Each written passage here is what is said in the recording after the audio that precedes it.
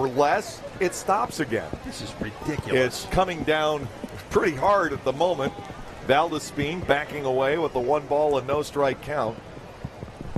Well, it could change the picture dramatically if we have a long rain delay right now. 1-0. And Reed delivers ball 2, says Nate Caldwell, is 2 balls and no strikes. Reed in an early hole. Both pitches have been reasonably close so far. Yeah, we're looking at almost perfectly clear skies. Yeah. Out beyond the left field wall here. Ball 3 missing. And Reed works himself into a deep hole now. 3 balls, no strikes to Valdespin. Last night, Long Island loaded the bases with nobody out in the first inning and failed to score against El Baladejo. Called strike and 3-1. Reed gets his afternoon underway. Home plate, Nate Caldwell. The umpire kept looking up over his left shoulder, taking a look at the skies. And just like that, it stopped. 3-1, strike 2 to the inside corner. Valdespin spinning out of the way, or so he thought. And it is now 3 balls and 2 strikes. As Reed locates the inside corner there. Big pitch. You want to try and keep Valdespin off the bases. Nate with the 3-2. There's a slow chopper. Going to be a tough play. Racing in is Bortnick. He'll make it. Valdespin retired for the first time in a while. 1 out. And a good comeback from Nate Reed from the 3-ball no strike count. Reed, the winning pitcher in the homestand opener, he beat Somerset 13-6 here on Monday night. Gave up 2 big home runs, a solo blast to Aaron Dudley and a grand slam in the 5th inning to Endy Chavez. Other than that, he pitched a pretty solid ball game, and the Barnstormers bats certainly were booming back here on Monday. Here is Emilio Bonifacio, switch hitting center fielder, and he's been tough this series as well. Gets the ball low. Bonifacio 3 for 4 with an RBI last night, and overall 6 out of 12 in this series. Swing and a miss at the Reed changeup, a ball and a strike. Boy, and a good one too. He had Bonifacio fishing on that one. Reed looking for his 7th win of the season. Swung on and missed. 1 ball, 2 strikes. Well, the Barnstormers will, in the 7 games at Sugarland, use a left-handed starter only once. That's a right-handed hitter's ballpark. So Tommy Shirley is going to be skipped in his turn in the rotation. Nate Reed will come up on Friday there. Swung on and missed. Bonifacio goes down. Reed with his 41st strikeout of this season. 2 away here in the first inning. Lou Ford, the right fielder, will come to the plate.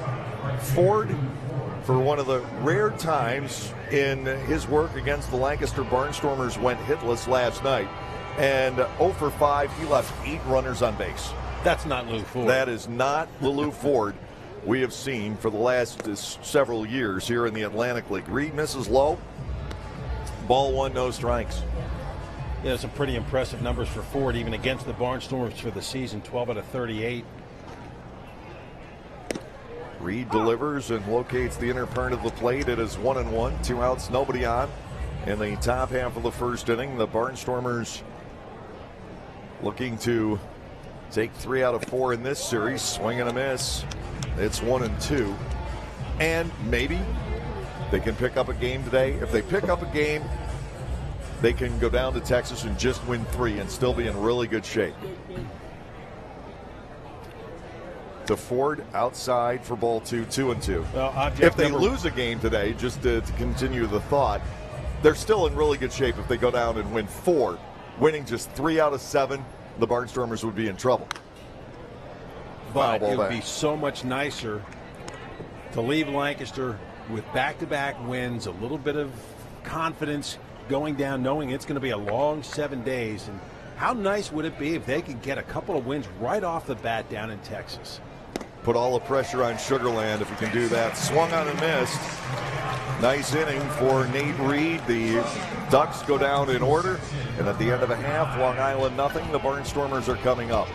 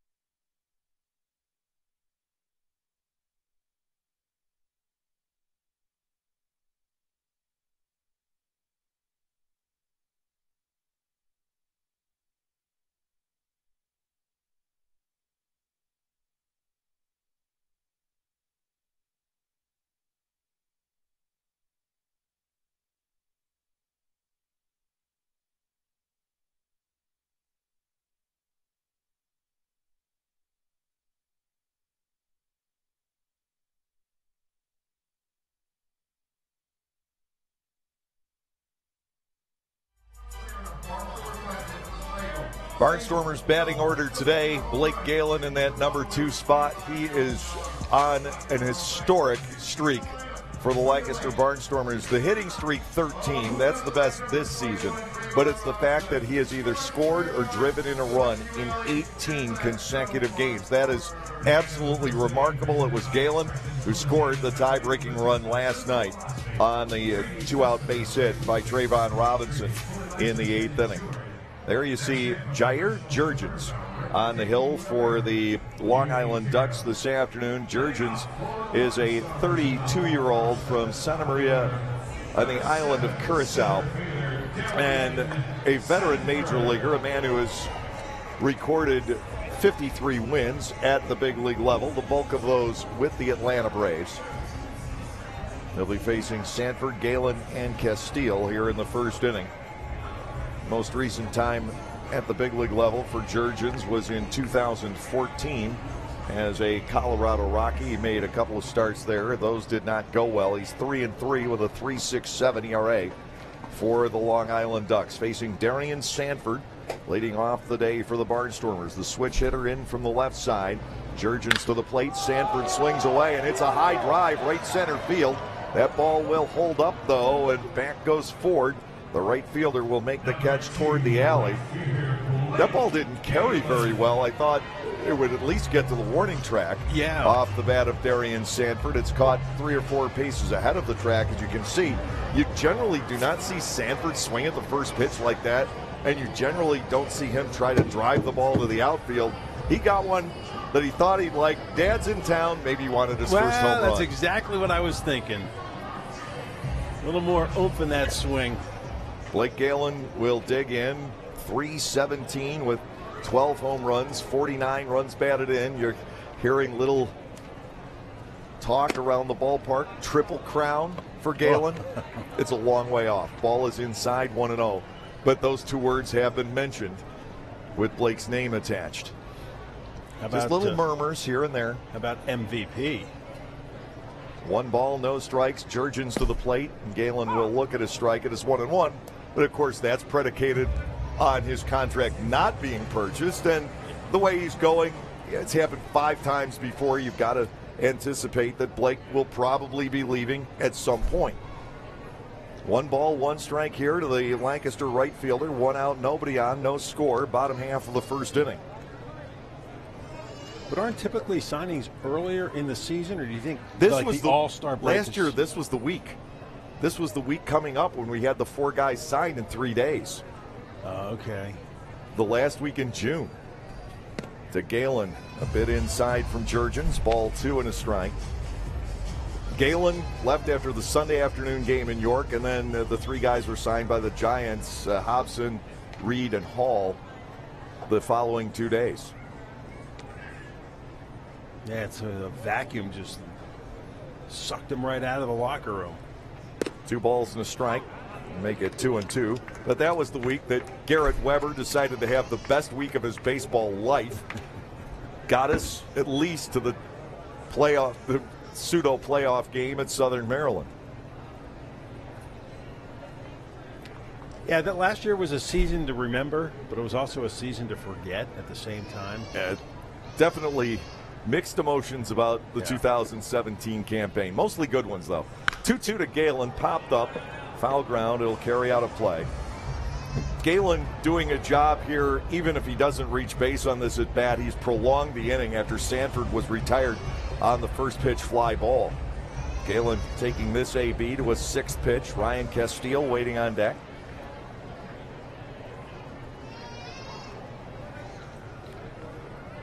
Well, Blake is a guy that spends a lot of time in the cage, perfecting his 2-2. Hard hit ground ball fouled on the first base side. David Washington trying to chase that down. Still 2 balls and 2 strikes. In the way Washington's positioned, he'll give up the base hit in between first and second, but he's in a spot where he does not want to give up the line and give Galen a double. Amazing how early in the ball game they're already shutting down the extra bases. Jurrjens ready to go. Here's his 2-2. Breaking ball. Galen reads it, and it's low. Full count pitch coming up. Galen has been very impressive against tough left-handed starters the last 2 games. He ended up with a double and a home run 2 nights ago, 2 singles to the opposite field last night. Now facing the right-hander Jurrjens at 3-2. Here's the motion and the pitch. Ball 4 is high. Galen will take the walk. Ryan Castile stepping in. Barnstormers catcher at 3-10. He's tailed off a bit. Castile has not had a good series against the Ducks this weekend. As Audi Affenir had to try a stab at that pitch. Didn't cost them anything. Galen getting the base on balls. Well, and let's not overlook the fact that, you know, he made Jurrjens throw a couple of more pitches because of the fact that Sanford went down on the first pitch. Now it's going to be interesting to see because Jurrjens has a little bit of a high leg kick in his delivery. Galen stole 2 last night. He has 83 as a Barnstormer, 8 this season. And he's just trying to stay ahead of Darian Sanford for second all time. Castile with a swing and a foul off to the right. Now to play it is 0-1. We mentioned that Castile has gotten a little bit cold. He has just 3 out of his last 21. They've all been singles. He had been a very consistent hitter. Prior to that, he had batted safely in something like 21 out of 24 games. It's also been a while since his last extra base hit. Throw to first. Galen will jump back in. Castile had a double and a home run June 14th against New Britain, and no extra base hits since then. Jurrjens will go to first again. There hasn't been anything close to a pickoff yet, which makes you wonder if he's got a better move somewhere. Galen's just been able to saunter back in.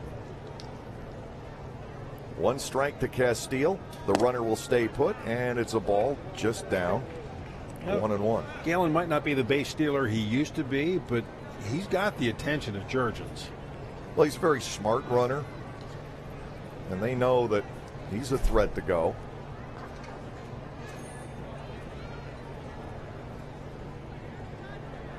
1-1. Castile, chopper towards shortstop, could be 2. They'll get the out at second. Valdespin will relay it back to first. Castile grounds into the double play, 6-4-3. And Jurrjens has a 3-batter inning in the bottom of the first. No runs, no hits, no errors, nobody left. We're through 1, and there is no score.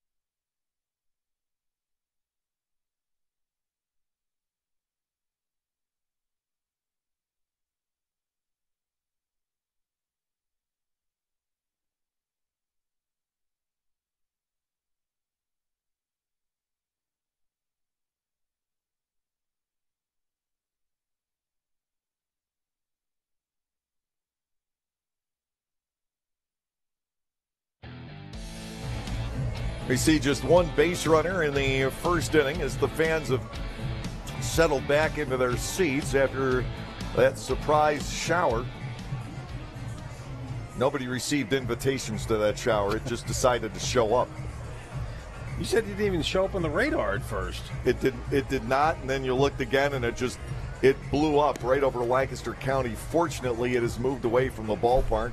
I imagine they've gotten a nice dousing in a couple of other spots here. Well, it keeps the dust down on the infield. Didn't get out of control, never forced the game to be halted. What it did was dump on the national anthem today. And there's nothing you could do at that point. You've got the singer out there. You've started the national anthem.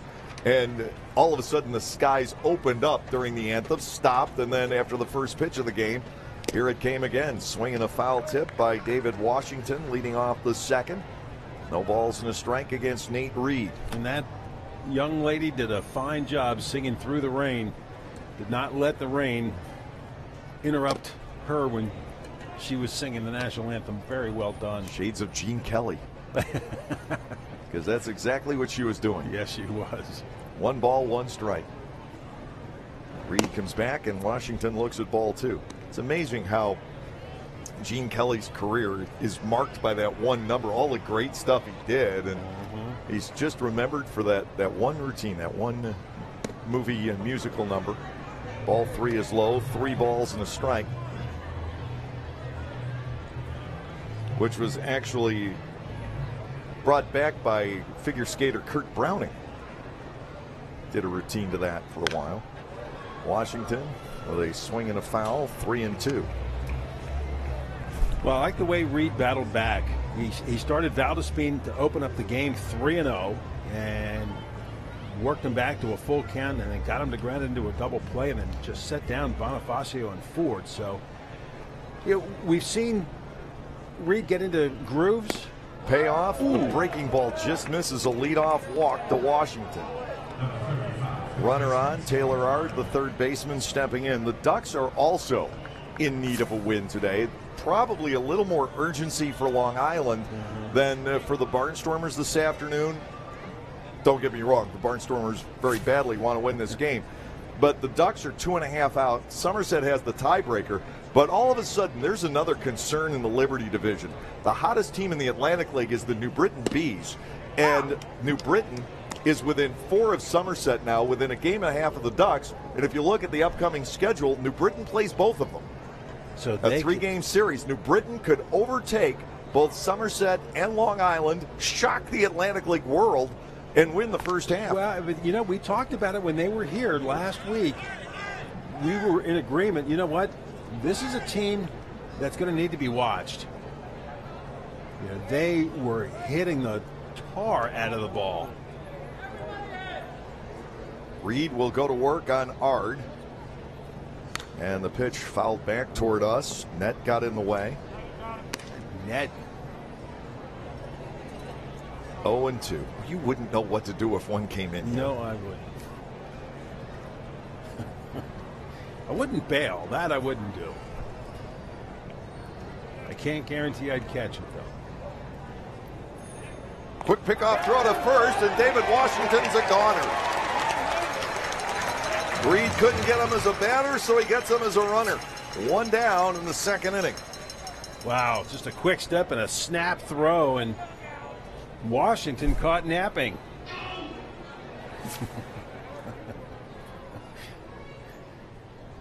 First man to reach base for the Ducks on the afternoon. He doesn't stay there long.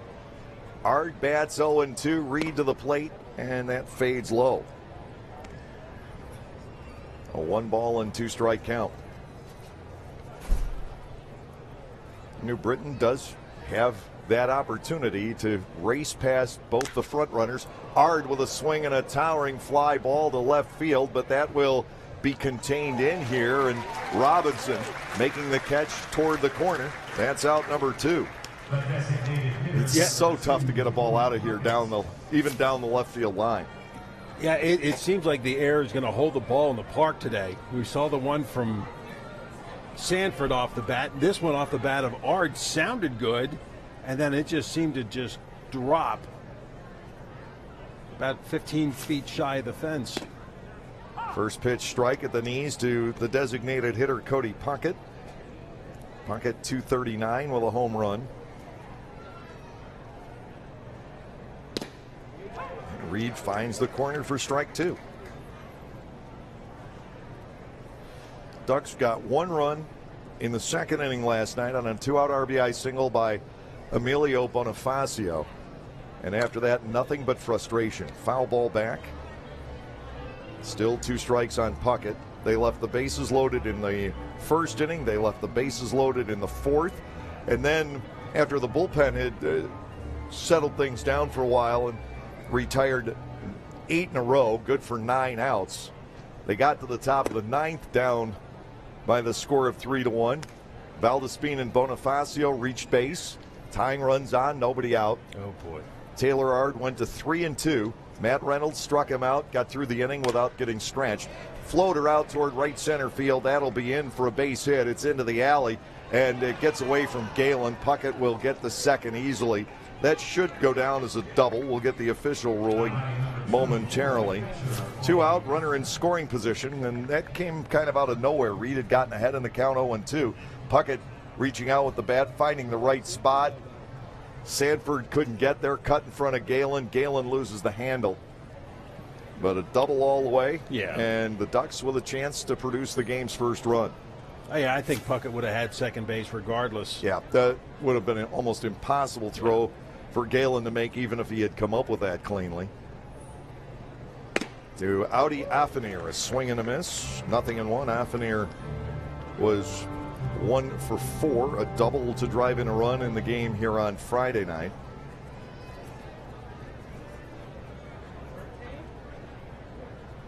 Second runner thrown out at the plate. Fastball a little too close. It is 1-1. Well, we knew this was going to be a big series for both teams. You got to like the way Lancaster has been playing here the last couple of games. Popped up, foul, and out of play. Affinier will bat at 1-2. The Barnstormers know they'll go to Texas with the lead in the division. The objective now is to come home from Texas with the lead in the division and the tiebreaker. If the Barnstormers have that, they'll be in good shape. Here's a 1-2. Affinier has to get the hands up out of the way.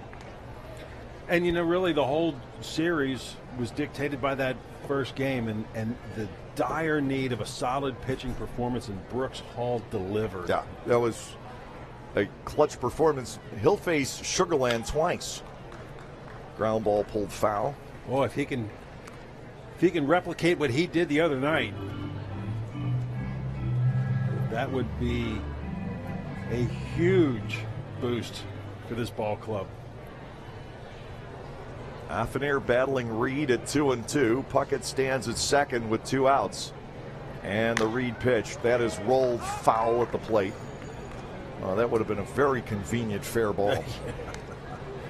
We've had a couple of those go our way this week. Well, the fact that Affinier didn't even move, that would have gone 2 unassisted. Affinier continues to fight Reed, who struck out 2 back in the opening inning. Reed's pitch, check swing, did he go? He did not, says the first base umpire Derek Moshe. We get to 3 balls and 2 strikes. 4-game series are somewhat uncommon in the Atlantic League this season. The Ducks are in here for a couple of them, and we go to York for a couple of them. But with the Road Warriors, most series are set up to be 3 games long. Fly ball out the left by Affinier, and Trayvon Robinson will secure it to end the inning. 1 double, a walk, a pickoff, and a man left at second base. Bottom half of the second coming around, no score.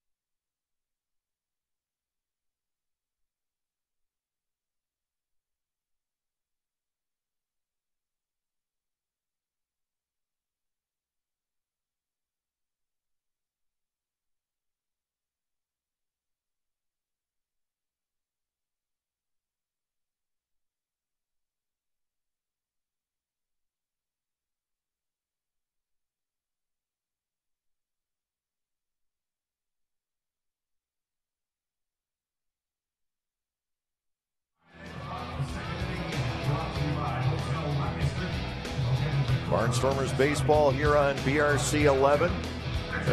Today our last home game for a while. The Barnstormers will not be back until a doubleheader against the Road Warriors on July 3. So everybody make sure you're tuned in to the Barnstormers YouTube channel. We'll have all those games for you from down in Texas. And we'd love to be able to celebrate a first half title even before we get back home, but definitely no later than July 3rd. Obviously, Sugarland wants to have something to say about that. Are you saying that for the team's sake or for your sake and your nerves? My nerves. And maybe Ross's nerves, too. Does Ross have nerves? He never seems to. Yeah, you know what? He pretty much holds his emotions in check. He's a stable guy. I envy him. Casey Hobson stands in against Jurrjens. Hobson at .214 with 1 home run. Jurrjens to the plate. Hobson just missed it. Foul ball back. It's 0-1. Jurrjens, as we mentioned, from the island of Curaçao, which is part of the Netherlands. He would be a Dutch citizen. They play some outstanding baseball down in the Antilles. So many major leaguers from there, including Jurrjens. So if you wonder why the Netherlands succeeds in the World Baseball Classic, well, that's your answer, Aruba and Curaçao. Okay, answer me this, because I see that he speaks English, Spanish, Dutch. And Papiamento or Papamiento. What is that? It's a hybrid of Dutch and Spanish. I've actually seen it. Hobson yanks a ground ball foul to get to 1 ball and 2 strikes. It does. I actually had to transcribe a telegram once. Oh, you're kidding. From in Papamiento. It's a native language. It is very much a hybrid of Dutch and Spanish. Okay. There are definitely Romance language elements to it and Germanic language elements to it.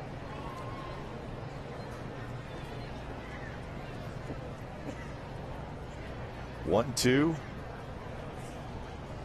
And Hobson will nick that foul, stay alive.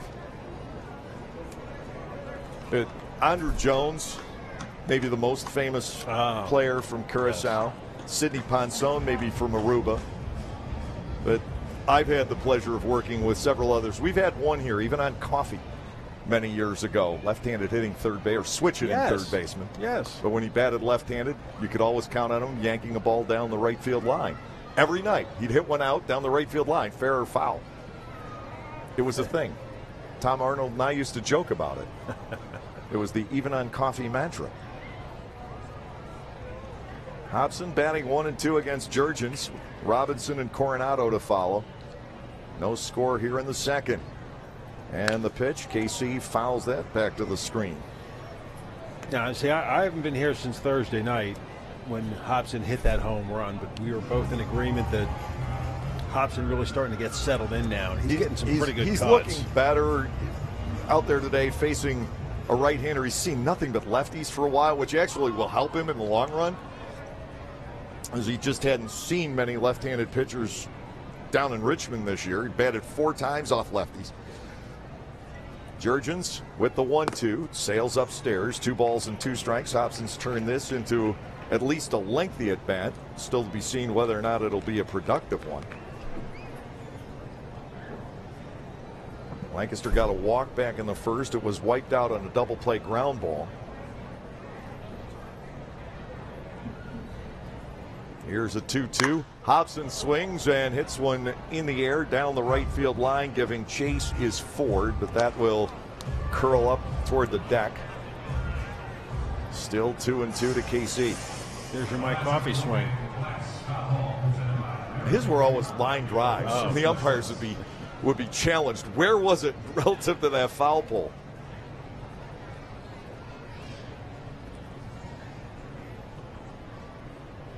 Jurrjens back to work on Hobson. 2-2 pitch coming, fouled away. That was pitch number 8 of the at-bat. Galen did it. Now Hobson is doing it. They're fouling off pitches. Tell you what, if you can make Jurrjens work and throw a lot of extra pitches, maybe make for a short outing. Jurrjens has averaged 6 innings per start. The other 2 batters were up there for a very short period of time in the first inning. 2-2 again to Hobson. Popped up, and that will get to the seats on the first base side. I mean, Jurrjens pitched Tuesday night, threw a season-high 110 pitches. Pretty amazing, though. 72 of the 110 were strikes. And sometimes that can carry over into the next start. A little bit of extra fatigue from one start like that. Pitching on the 5th day afterward. We'll see if he can go that long today. 2 balls, 2 strikes still on Hobson.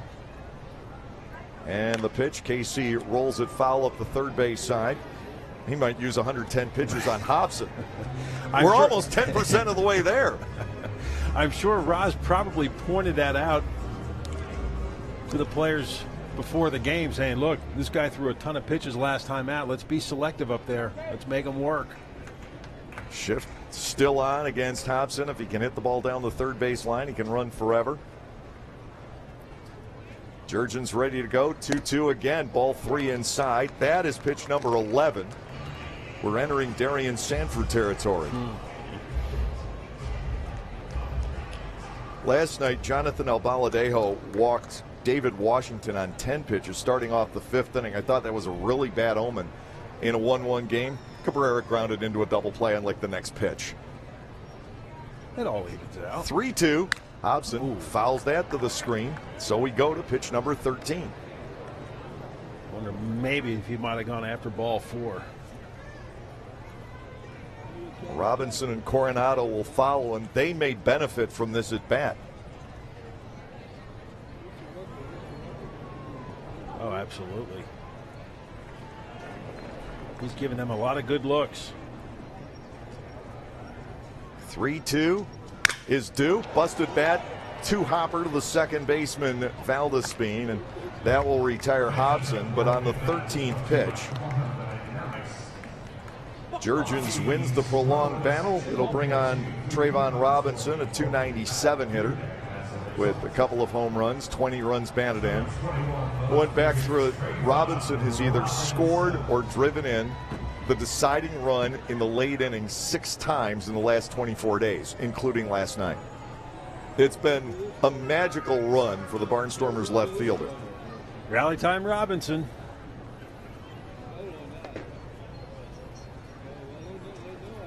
Jurrjens gets a swing and a foul tip off a power fastball. It is 0-1. The Netherlands team in international competition is managed by the bench coach of the San Francisco Giants, Hensley Mullins.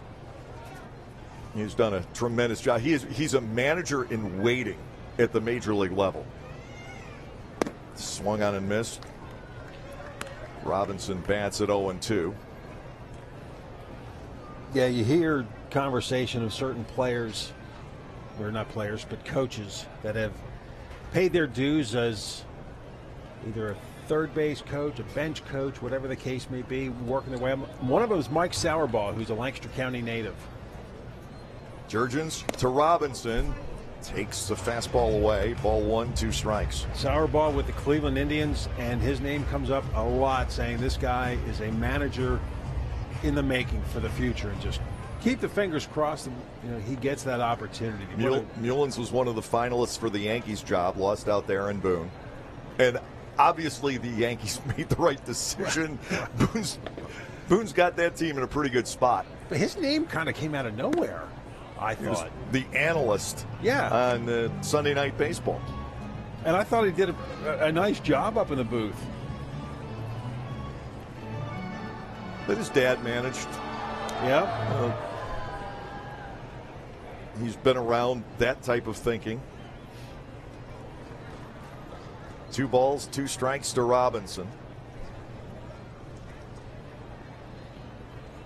Swung on and missed. First strikeout for Jurrjens. But again, it turned into a reasonably long plate appearance. Nate Coronado now will step to the plate. .259 for Coronado with a couple of home runs, 11 runs batted in. Just wasn't Trayvon's time of game yet. No, it's too early. About 6 innings too early. Jurrjens, another guy, we've seen this all week long with the opposing starting pitchers. They're strike throwers. Jurrjens did walk Galen last inning, but he's walked only 12 batters in over 50 innings now. Hey, the fewer people you keep off the bases, the better. Especially the free pass. To Coronado, fly ball down the right field line. That is going to hook on out of play. 1 strike to Nate. He had a big triple last night. 5 extra base hits for Coronado and 11 runs batted in since he came back to join us at the beginning of the month. Had a double in his first at bat. Did not have another extra base hit until a clutch 2-run double a week ago today.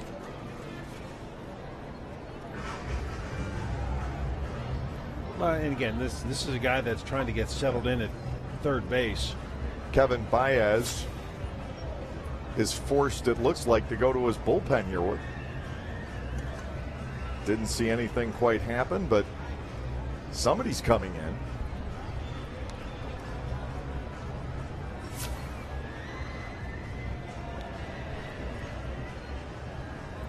Jurrjens had thrown 19 pitches in this half inning. We talked about 110 his last time out. Well, he's grabbing his right shoulder. We'll take a look here. He unleashes the pitch to Coronado and grabs that shoulder. He's coming out. So the Ducks have to go to their bullpen in a crisis with Jurrjens coming out of the game. You always hate seeing that. As much as you want to win games and everything, you want to see good people have a chance to get back. We'll take another look at that. And it wasn't a bad pitch, but the end result of it for Jurrjens was not good. Now, he didn't grab anything right away. But no, but I could see into the dugout from this angle, and he sat down on the bench, and he was reaching for his shoulder.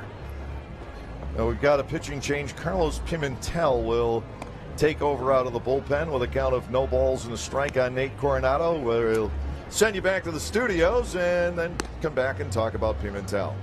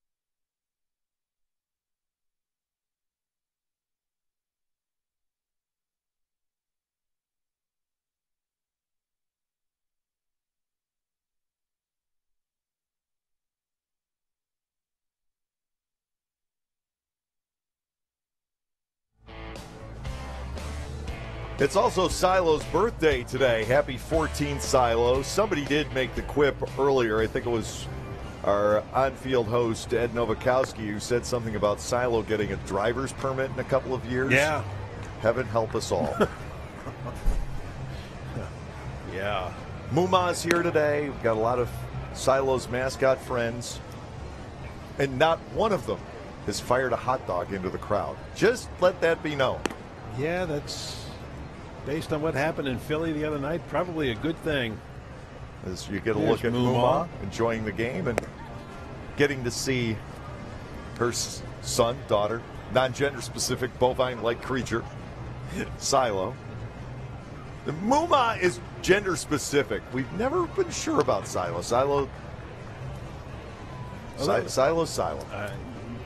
Our friend, PA announcer John Whitwer, kept saying his during the pregame ceremonies. But I think that was meant to be the gender-neutral his. Okay.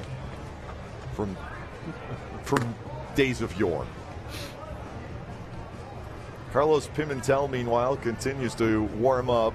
Jurrjens leaving after an inning and 2/3 with a bum shoulder, and hopefully that won't be anything long-lasting for Jurrjens.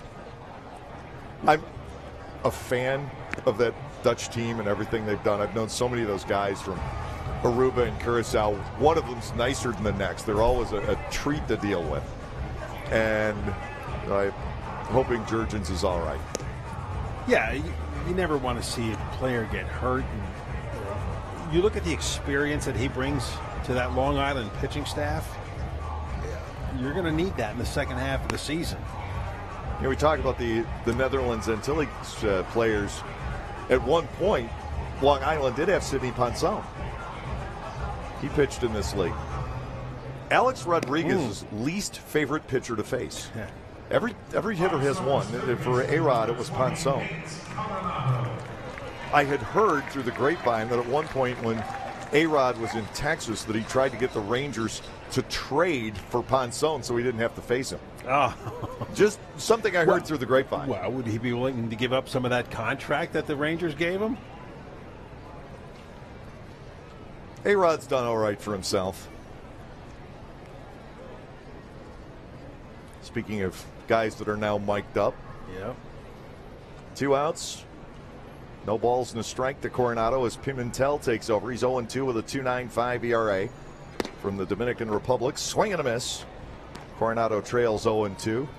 Pimentel has not made a start. He's covered 21 1/3 innings out of the bullpen over 14 appearances. 16 hits allowed. He's walked 10, struck out 21. 0-2. Coronado waves at another one. So it's a 1-2-3 inning. We can't necessarily say a quick one, but a 3-batter inning for the Barnstormers. Nothing across. We're through 2 and scoreless.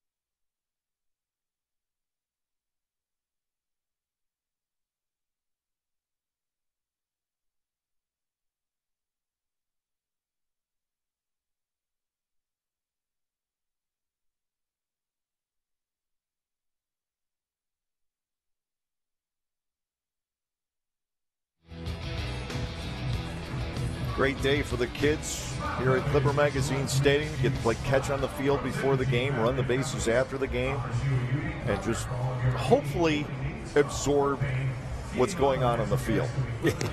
I know we have a lot of other things to do. The kids' park, it's a great place for kids to come, but my personal hope is that while the youngsters are out here, they're learning something about the beauty of the game of baseball. Well, and I think, depending on the age, sure. And you got to teach them the finer things, the things we don't see anymore, the sacrifice bunt, the hit and run. How to keep a scorebook. Yeah. My kids could do that by the time they were 6. I made sure of it. Anthony Vega leads off the top of the 3rd inning. He has 1 home run. It was hit in this series. He looks at a strike from Reed. Vega almost had a second last night. Darian Sanford leaping catch at the fence out in right center. Splendid play. Suspended over the wall. But Darian gives up about 6-7 inches to Michael, too. 1-1. Lobbed foul the other way, carrying over toward the kids' play area. 1-2.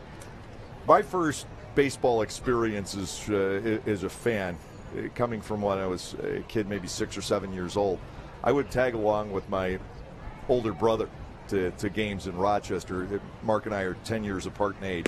There's a swing and a miss. Reed with strikeout number 3. And my brother was a high school pitcher, big fan of the game. And he basically, his rule was, you get a hot dog and you're sitting there and watching the game and we're going to talk about it. And that's how I learned. That's the way you learn it. Your first Major League Baseball game. Minor league games. My first Major League game, I also went with my brother to Toronto, but not at Skydome, at the old CNE Stadium where they first opened in 77. Right. I think I went there in 78. I saw Oakland and Toronto. 1-0 pitch.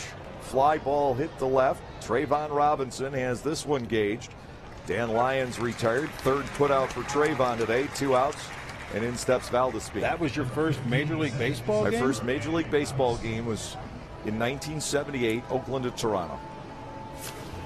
I would have thought it would have been way before that. Growing up in Rochester, New York, you're 5 hours from Cleveland or Pittsburgh. Toronto wasn't there most of the time I was growing up. That's about 3 hours away. Yeah. And we didn't travel very much, so it would have been tough to do. So Red Wings games were what I had, and I went to many of them. How about Cooperstown? I first went there during the 77 World Series. Let's see, that I haven't been to yet. Bounce foul 1-1. It's about a 3-hour drive from Rochester, and I went there with a guy you may have met, my friend Dave Slade, who filled in. You filled in the first couple of games for me, and Dave filled in the last 6 when I was on my in-laws' 50th anniversary cruise back in 07. 2 balls and a strike. Last correspondence I had with Dave, he and Lois are trying to pay a visit in about 6 weeks or so. Glad to see him if that's the case.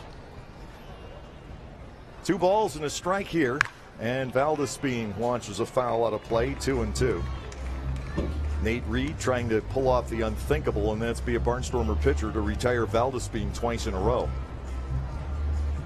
Man, he's been tough on us. Just these high bouncing hits and little pooch hits here and there. Well, Reed had a great approach the first time, even though he fell behind 3-0 to him. Now 3-2. Yeah. Pitch into the dirt. You don't want to walk Valdespin. He's got 13 stolen bases. He does have 4 home runs, 6 triples, one of those against the Barnstormers on a bouncer over Casey Hobson's head. The last time we were at Long Island, got down the line into the corner. Payoff pitch is due. Reed ready to go, and he is low with it. He walks his second of the afternoon to go along with his 3 strikeouts. Now, Valdespin watched David Washington get picked off last inning, so he may opt to be a little bit careful here. Well, that's now 18 straight games that Valdespin has reached base. Well, you can't ask anything more out of your leadoff hitter. Blake Galen on a similar role.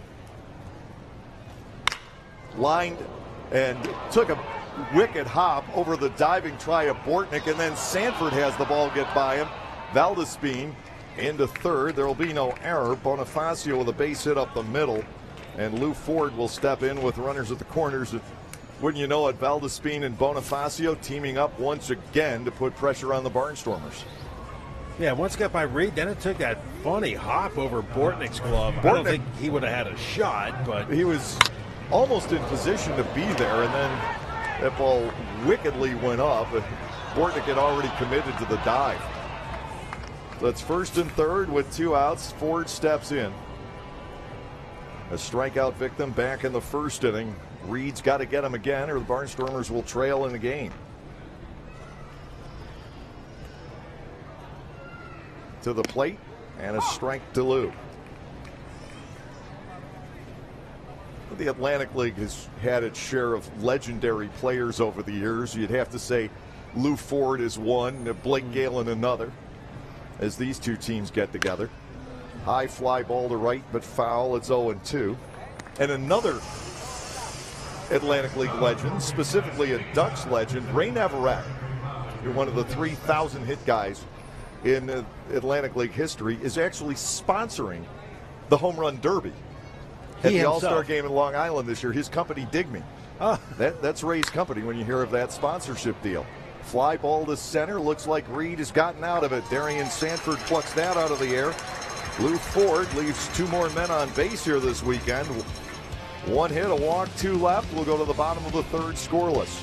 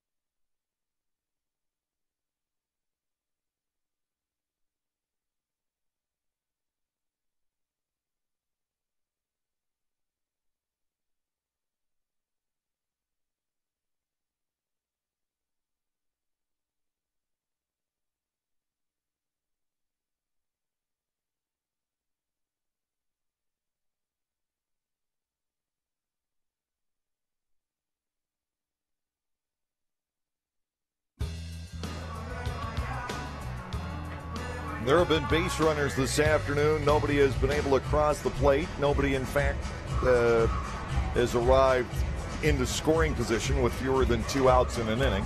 The Barnstormers trying to get on track against reliever Carlos Pimentel after Jurrjens left with an injury back in the second inning. Pimentel came on his first 2 pitches, breaking balls, both chased by Nate Coronado, so he got off to a great start. And not an easy position either for Pimentel. Let's face it, when you're a relief pitcher, the last thing you're thinking you're going to be doing is entering a ball game in the second inning. And just like that, your name is called and you're in. So you've got to get focused, more importantly, get loosened up. And Pimentel did a nice job there in that second inning. Pimentel, a minor league veteran, a long time in the Texas organization. And later on, the Cubs and the Padres. He's been a starting pitcher in his past. 12-game winner at AAA, a couple of different seasons. Facing switch-hitting Carlos Garcia, starting off the home third. The Carlos swung on, lined out toward right, and that will be in for a leadoff base hit. Lou Ford plays it on a bounce. Garcia is aboard to start off the third inning. Well, a much-needed base hit for Garcia, too, because he came in on this homestand just 1 for 12. So it's nice to see him getting on base. Now, the bottom part of the order has not been very productive as it had been earlier in the year. Of course, it's missing 2 key elements. Rico Noel had been down there quite a bit of the year. We haven't seen him in several days. And Vladimir Frias had to come out of last night's game, not in there. A rough year at the plate. His 1 home run was opening weekend at York. Throw goes to first, chasing Garcia. They do have in mind that Carlos has 10 stolen bases. Just another speedy guy on this ball club. It's kind of ludicrous. Well, you can just hope that whatever's ailing Frias and Noel, they can get better soon for this big series coming up. Foul trip by De La Rosa on a full swing. Anderson only 3 out of his last 32.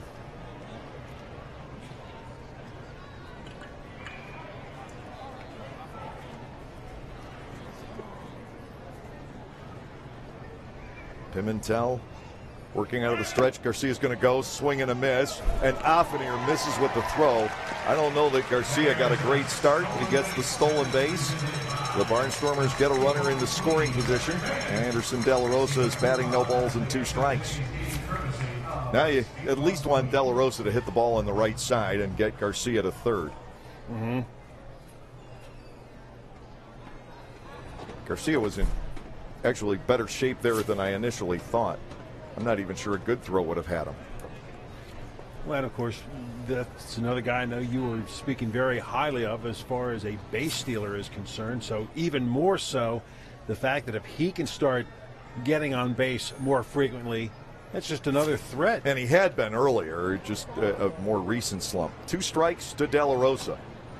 Bortnick and Sanford to follow. 3 chances to score the first run of the game. Pimentel to the plate, and De La Rosa looks at a ball. So many threats to go up and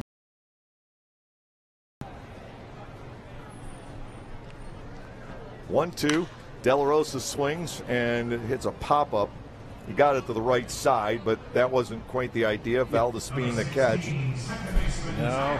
Garcia has to stay at second. It'll take a base hit or possibly a steal of third for the Barnstormers to be able to get a run home. These 2 teams have not gotten the job done this weekend with runners in scoring positions. Last 2 games, the Ducks are now 1 for 17. The Barnstormers are 2 for 13. Yeah, that's not going to get the job done. You're right. That's why last night's game was only 3-1, and we're scoreless today. It hasn't been for a lack of base runners. Bortnick stands in. The pitch from Pimentel dives, and it's cut on and missed. No balls and 1 strike. We talk about some of these numbers that have gotten off the bottom of the order. Bortnick is only 5 out of his last 41. Hitting 179 with runners in scoring position. Has driven in 14. 0-1 pitch, foul ball back. Off the top of the padding. 2 strikes to Bortnick. Sanford waits on deck. Pimentel looks like he's got some pretty nasty stuff. It's the first time we've seen him.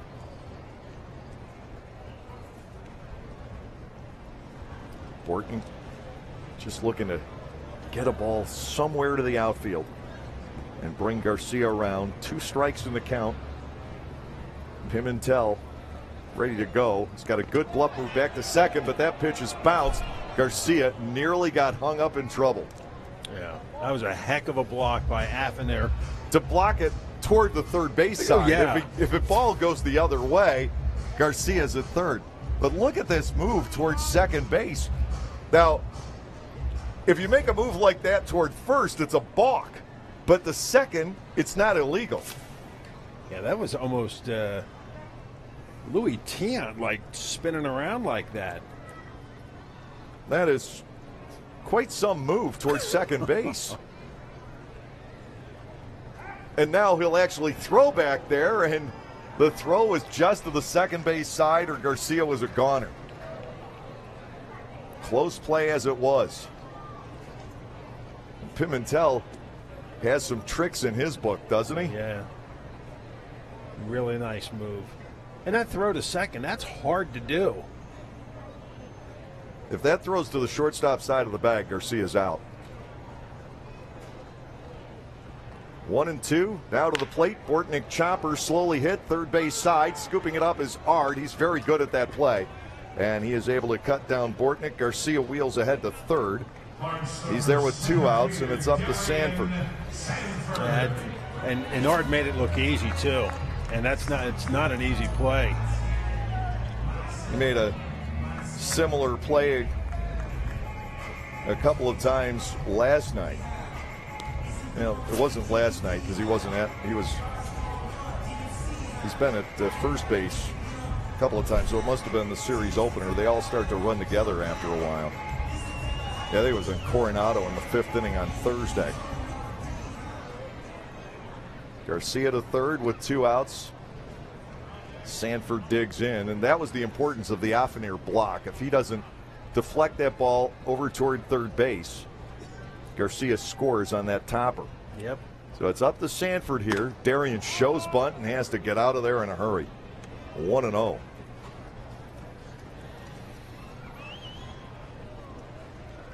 Really, if you think about it, not a bad pitch by Pimentel. If he suspects Sanford's going to try and bunt this run home, absolutely not. And it'll make Sanford think twice about trying it again. Here's the 1-0. He does show the bunt, but ball 2 is high. Now 2-0. Blake Galen on deck. Scoreless battle in the 3rd inning.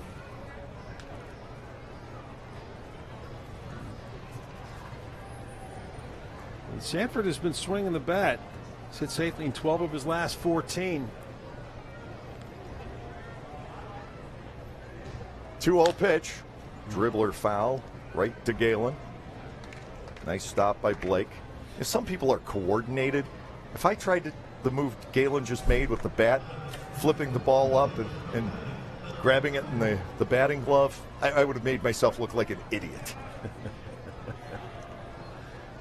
It's probably something else they practice, in addition to everything else. Sanford at 2 balls and a strike. He shows bunt again, gets ball 3. Well, he's making the Long Island defense think. But Pimentel has not been close to the strike zone. Think, and he still has Ard up on the grass over at third. Washington's deeper. And that can, of course, open up some holes so you can punch a ball through a little bit better. Outfielders are incredibly shallow here. 3-1 to Sanford. He'll get the walk. Galen will get the turn. They're at the corners with Galen stepping in. Blake drew a walk back in the 1st inning. I mean, there's so many things. You don't want to walk to face force at second base in an easier decision defensively on a ground ball. Does Galen extend the streak to a 19th straight game here, either scoring or driving in a run?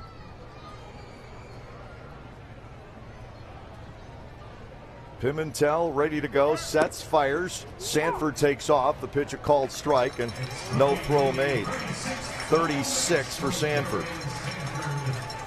But what that does, even though the first pitch was a strike to Blake, it opens the opportunity for them to pitch around Galen. True. They're not going to put him on here ahead in the count 0-1. Pimentel kicks, fires, and almost hits Galen. Another nice making block. the stop, 1-1.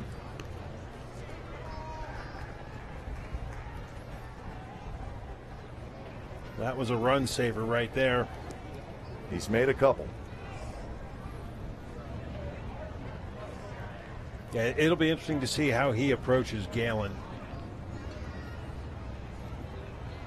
Let's face it, the guy on deck, Castillo, has struggled a little bit recently. 1-1. Galen starts the turn, holds up, ball 2, inside and low. Worth noting that the 2 batters from the left side facing Pimentel in this inning have reached base, and he's made pretty quick work of right-handed hitters. Now, Galen may not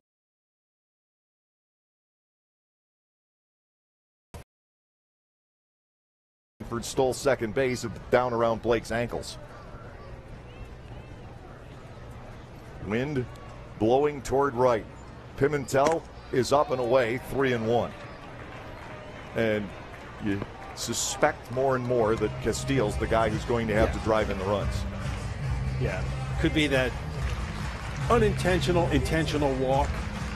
He's going to throw pitches, but not really give him anything remotely close to the strike zone. Garcia off third, Sanford off second. Here's the 3-1. Galen gets a pitch and pops it up. He tosses his bat away in dismay, and Taylor Ard to the other side of the mound making the catch. The wind could have played tricks with that. They had it surrounded. Well, the Barnstormers aren't able to deliver. 2 men left in scoring position. Here we go again, reminiscent of last night. At the end of 3, there is no score.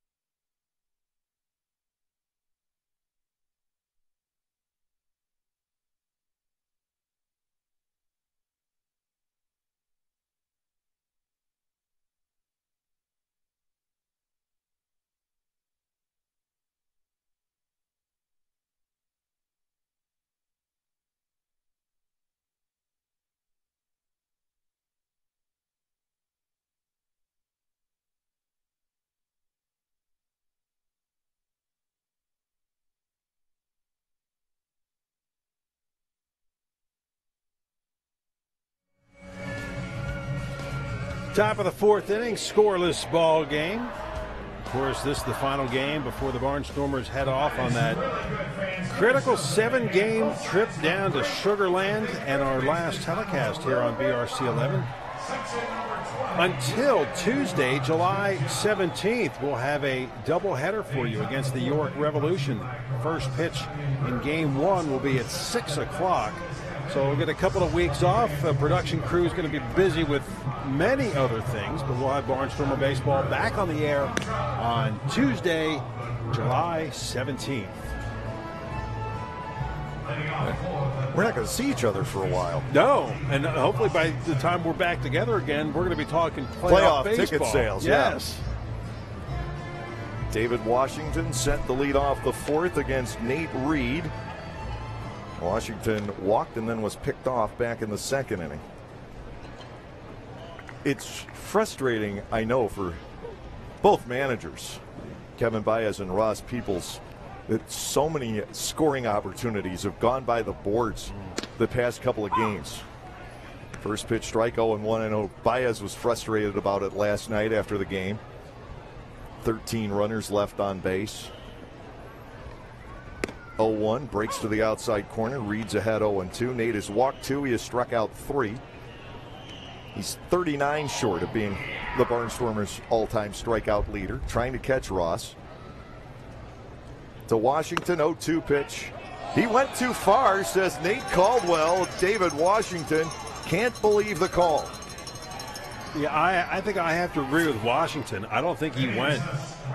And on top of that, you always want the third base umpire's opinion. He can't appeal. Kevin Baez comes over to talk to Caldwell. The default for the plate umpire is to call a check swing. So a strikeout for Reed. What's your call? Looked to me like he held, but yeah.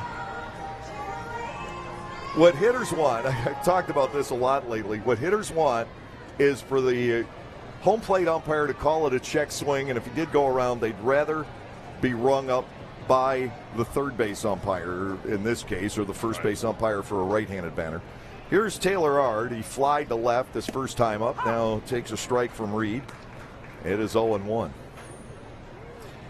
The thing I like about Reed is he is attacking as best he can early on. Now, there's been a couple of times where he's missed on the first pitch. Popped up here. That could bring down more rain. Calling for it. Coronado, the third baseman, toward the mound, makes the catch for out number 2. Bite your tongue with that comment.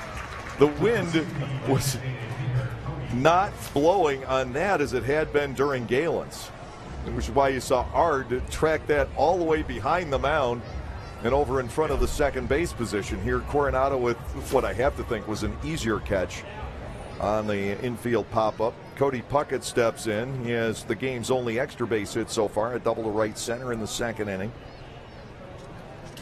Reed will go to work. Puckett looks at strike 1 to the outside corner.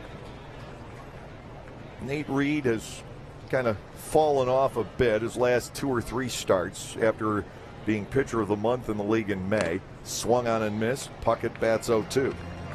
Yeah, he was dominating in the early part of the season, and I think we just got so accustomed to that, and when he fell off a little bit, we were like, what happened? Pitchers hit slumps too. Absolutely. That's the explanation. Yep. But the way he's throwing today is more like what we saw out of the Nate Reed about a month ago. In June, 1-1, but his ERA 8.4 through the first 3 starts. Long balls have been an issue. It's a Puckett 0-2. That's floated out the left. It's going to fall in. He didn't get much of that, but he got enough. 2 for 2 for Puckett today. 2-out base runner, Audi Affinir. The catcher will step in. And the problem for Reed has been home runs by left-handed batters.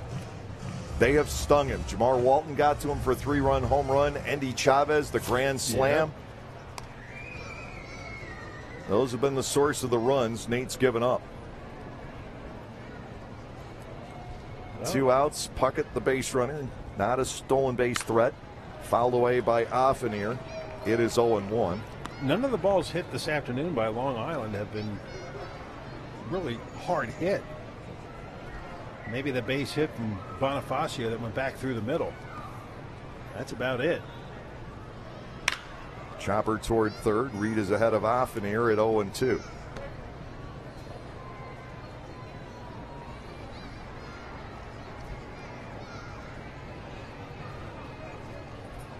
Yeah, the runners left on base, though. That number just keeps getting uglier. Fastball away. Ball 1, 2 strikes. 3 left on for the Ducks through the first 3 innings. The Barnstormers have marooned 2. There have been chances. Affinir batting 1 and 2 here. Reed to the plate. Swung on and missed. Make it number 5 for Nate this afternoon. No runs, 1 hit, 1 man left. We're through 3.5, still scoreless.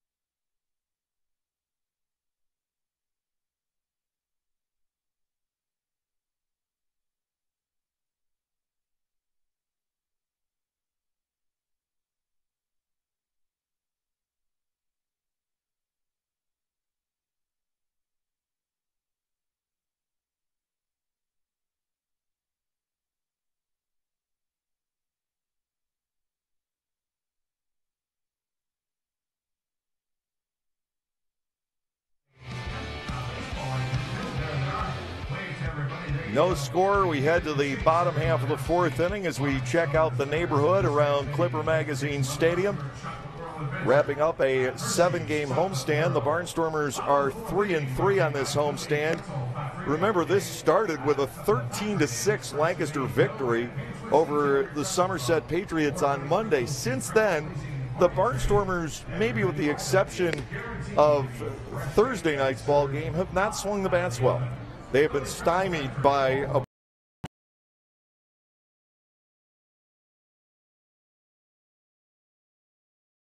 combination of Jurrjens and Pimentel. I think a lot of it has to do with some injuries piling up. And Grant Desmay is not with the ball club this weekend. He'll be rejoining us in Texas tomorrow. Barnstormers are a little bit banged up right now, and it's going to happen. You just have to rely on everybody else to come through. Ryan Castile at the plate. He grounded into a double play back in the first. Gets his first look at Pimentel, and the pitch chopped again towards shortstop. It'll get all the way through to Lyons, who guns down Castile, 1 out. Well, that could have been disastrous. Ard cut in front of Bonifacio, but he stayed down on it. Routine play at that point.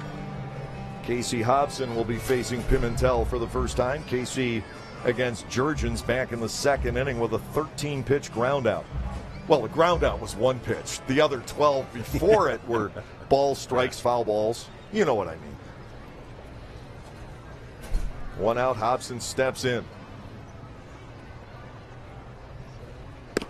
A strike on the outside corner from Pimentel. Boy, he's picked his ball club up. When your starter leaves after 5 batters with an ailing shoulder. And the fact that he was a starting pitcher at times, this could be a long haul for Pimentel. Swing and a miss. Hobson trails 0-2. Carlos Garcia with the only Barnstormer hit of the day, a leadoff single in the third inning. You got as far as third base. But Lancaster not squaring Pimentel up at all.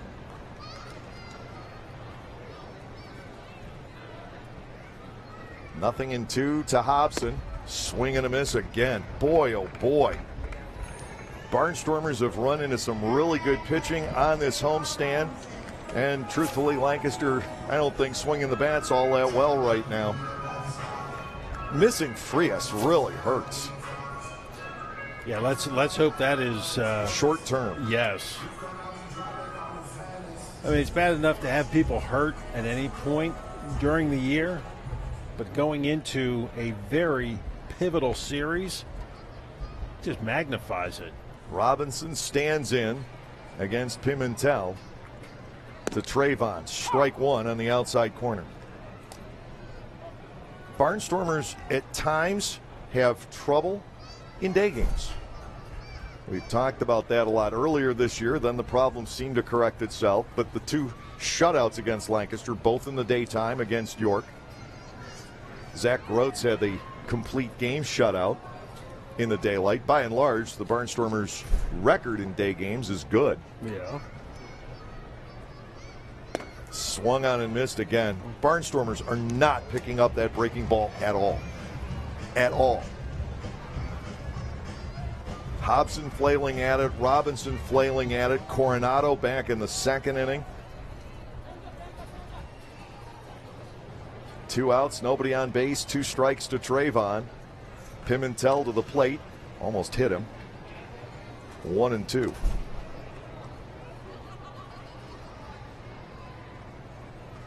Yeah, Pimentel has really shown some really good stuff here this afternoon. Ball just diving out of the strike zone. Kind of reminiscent of what you saw last night, I think you had mentioned. And the night before, swung on and missed again.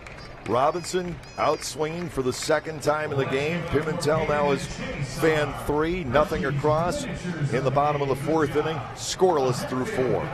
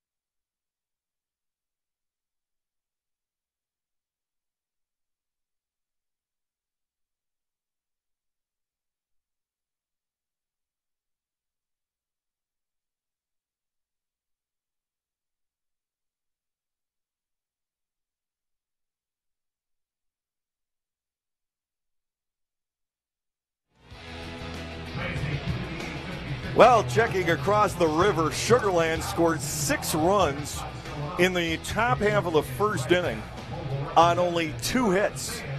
And the Skeeters lead the York Revolution 6-3 into the bottom half of the third inning. 6 runs on 2 hits. I don't even recognize half the names for the York Revolution right now. I know they've had some injuries. The name of the starting pitcher eludes me. Is somebody named Vogel. We didn't see all those games we played York earlier in the year. He walked 4 guys. If the name eludes you, then it's somebody that they just maybe pulled off at George Street in York somewhere. Anthony Vega leads off the 5th inning against Nate Reed. We've got a pitcher's duel today here in Lancaster. First pitch delivered outside, a ball, 1-0 on Vega. But imagine that, a 6-run, 2-hit first inning. Strike taken by Vega as he displays bunt. You said there was 4 walks? 4 walks. Yeah. Walks will do you in. And somewhere in there, an error. Why not? But when you got all those walks, the errors happen. Vega offers. It's 1-2. Reed has struck out 5. Pimentel, his current mound opponent, has struck out 3 in 2 1/3 innings. Here comes the 1-2 pitch. Vega looks at ball 2 inside.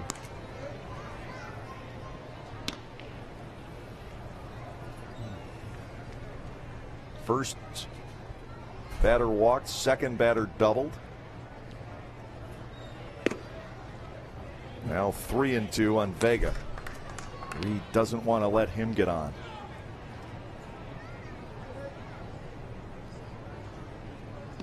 Fifth time this afternoon he's gone to a full count. Here's the payoff, and that's ball 4. Dangerous spot for Nate Reed. Vega has stolen 6. He's got great speed. Leadoff man is on here in the 5th inning. Dan Lyons now stepping in, and then you turn the lineup over to Valdespin and Bonifacio. Yeah, do you think Kevin Baez will try and have him run, or do you think he'll have Lyons try and advance him with a sacrifice? Either or both. I've seen that play work. Lyons is a good bunter. First pitch, no sign of a bunt, and a strike taken. It's 0-1. The bunt and run, when executed to perfection, is a great play, and it could get Vega all the way to 3rd. Wow. Well, I hate to say Dan Lyons and bunt in the same sentence. Yes, it's always painful. Upstairs, a ball, 1-1. I can't say I remember it like it was yesterday, but it's still this nagging ache in the side. Not to say the Barnstormers would have won that game anyhow. It just would have gone to extra innings. Game 5. Reed will go to first. That's not his great move. David Washington got that back in the 2nd inning. Well, unfortunately, we can relate to those 2-word, the bunt, the fumble, the drive. Oh. Bad memories. Reed to the plate, and he misses with this. 2-1, the count on Lyons. Nate Reed starting to struggle with his control. Jonathan Albaladejo, toward the end of his evening last night, walked 4 out of a span of 7 batters. Albaladejo generally doesn't walk 4 in a span of 70 batters.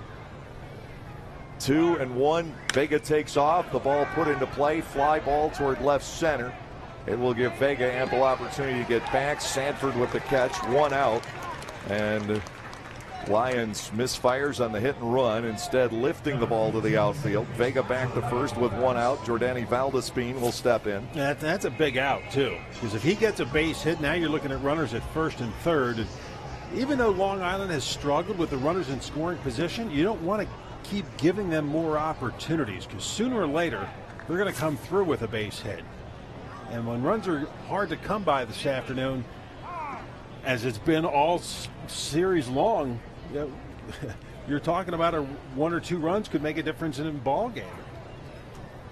Wish I hadn't checked that Sugarland York score. Does that throw you off? First pitch strike in on Valdespin, 0-1. Blood pressure spiked a couple of points.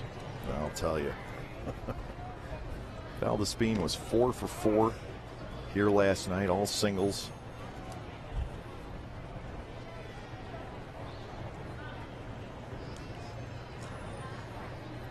I know it means something, but it doesn't, because as long as Lancaster gets a win, that's the most important thing. Just a shade low.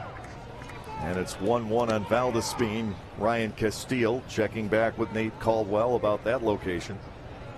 He's pointing down. What it looked like the conversation was.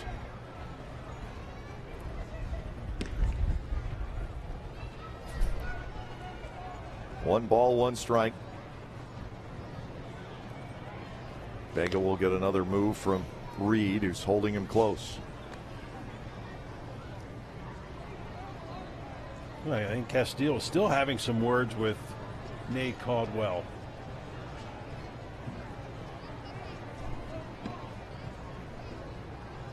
One pitch on the way, and that's 2-1. So the pitcher today for the York Revolution, Matt Vogel, his first appearance for the Revs.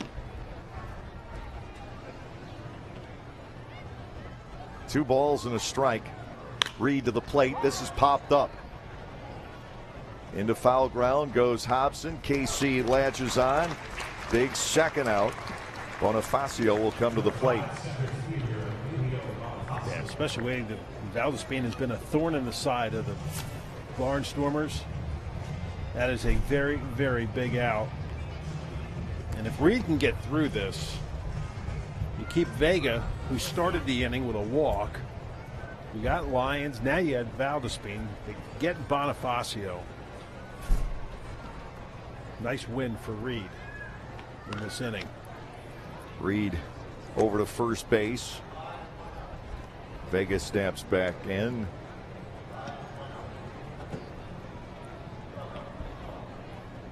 They're going to want to try and move him. The hit and run didn't work. Pickoff throw. Whoa.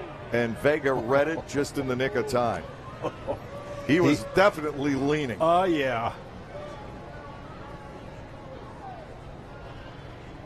2 outs. Vega still attached at first base. Bonifacio is yet to see a pitch. Runner goes, pitch is inside, and De La Rosa, or Castile rather, can't get rid of the throw. He dropped it. A stolen base for Vega, his 7th. And 1-0 to Bonifacio. Now has a chance to knock in the go-ahead run with a single. Vega got a good start. Castile went to transfer to the throwing hand, and the ball just slipped right out.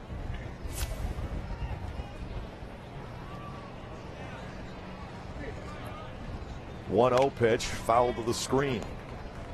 Reed and Bonifacio even at 1 apiece. Well, Long Island had their bullpen going, so I don't know if Pimentel now is done for the afternoon. I mean, he's gone 2 1/3.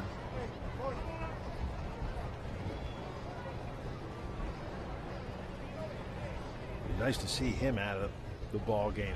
Well, he pitched well. Reed is inside and low to go to 2-1.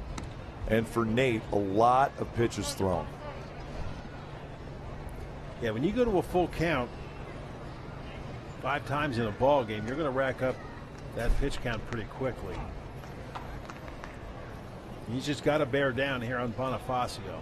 This is pitch number 85 for Reed. Bonifacio gets ball 3 inside. Lou Ford's on deck. Jonathan Albaladejo completely against the norm for him. Threw 101 pitches in 5 innings last night.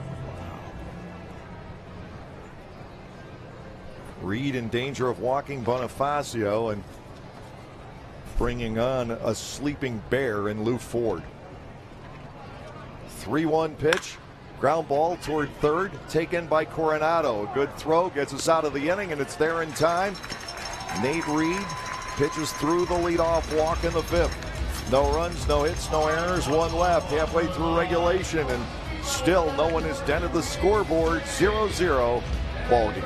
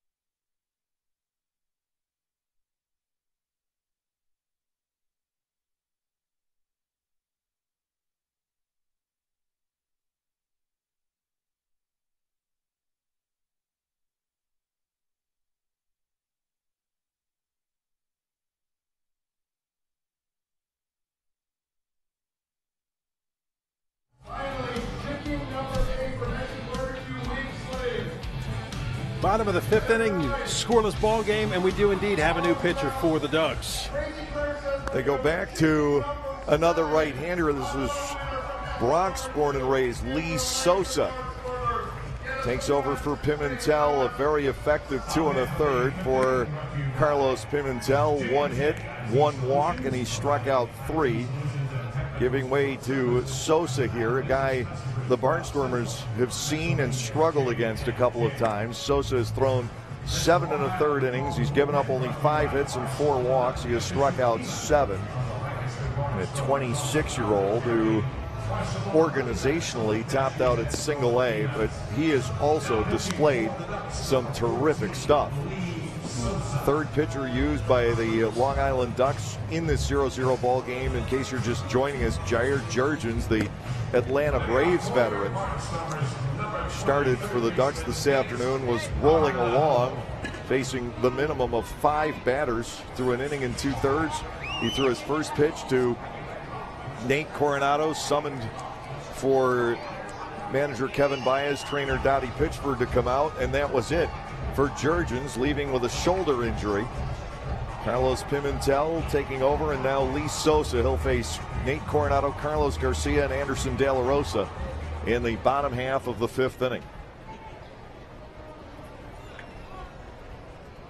From what we understand, Jurrjens has been dealing with a sore shoulder. Going after the first pitch is Coronado. Easy ground ball to the shortstop Lyons. 1 out. The Barnstormers aren't showing any signs of life offensively today. Garcia stepping in. He's got the only hit in 4 1/3 innings.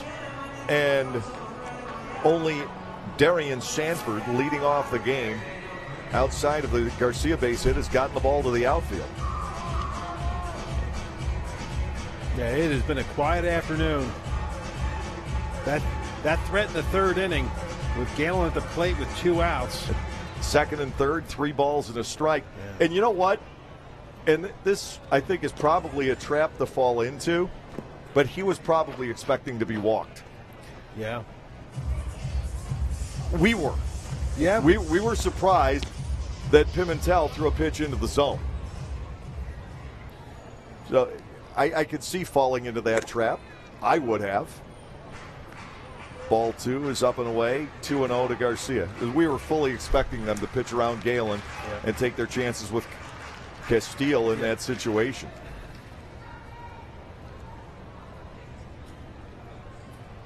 Garcia batting 2-0. Sosa ready. And Carlos lays off a strike. We go to 2-1. Yeah, you gotta credit Pimentel for challenging Galen. One of the hottest hitters in the league. And with a guy that was on deck that had been struggling recently, I mean, it was all set up to be a bases loaded situation. 2 balls and a strike, missing. Carlos at 3-1 now. Anderson De La Rosa waits on deck. A left-hander beginning to throw in the bullpen for Long Island. It looks like Asher Tolliver.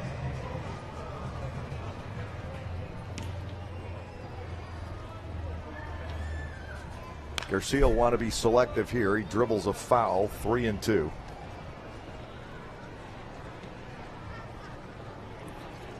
Another tight game against the Long Island Ducks.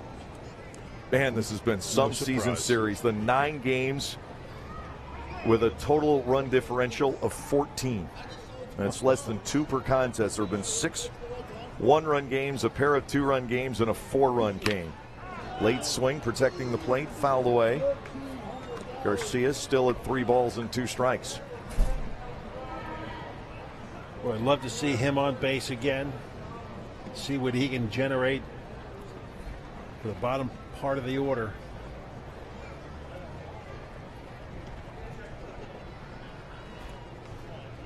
Three and 2.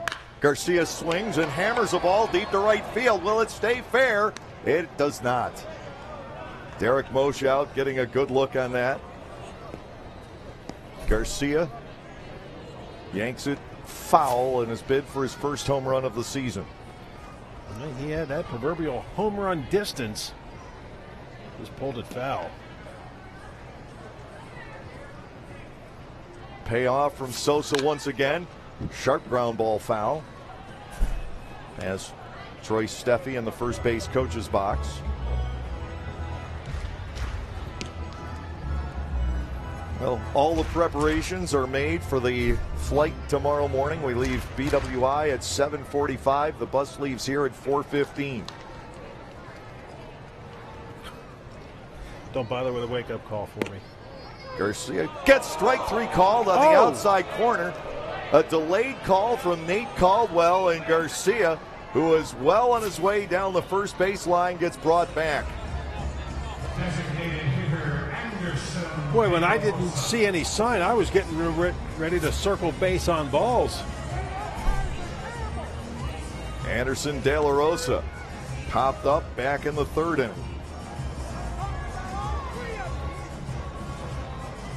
Sosa records a strikeout. That is number 5 for Long Island pitching on the day. To De La Rosa, way inside and low, ball 1.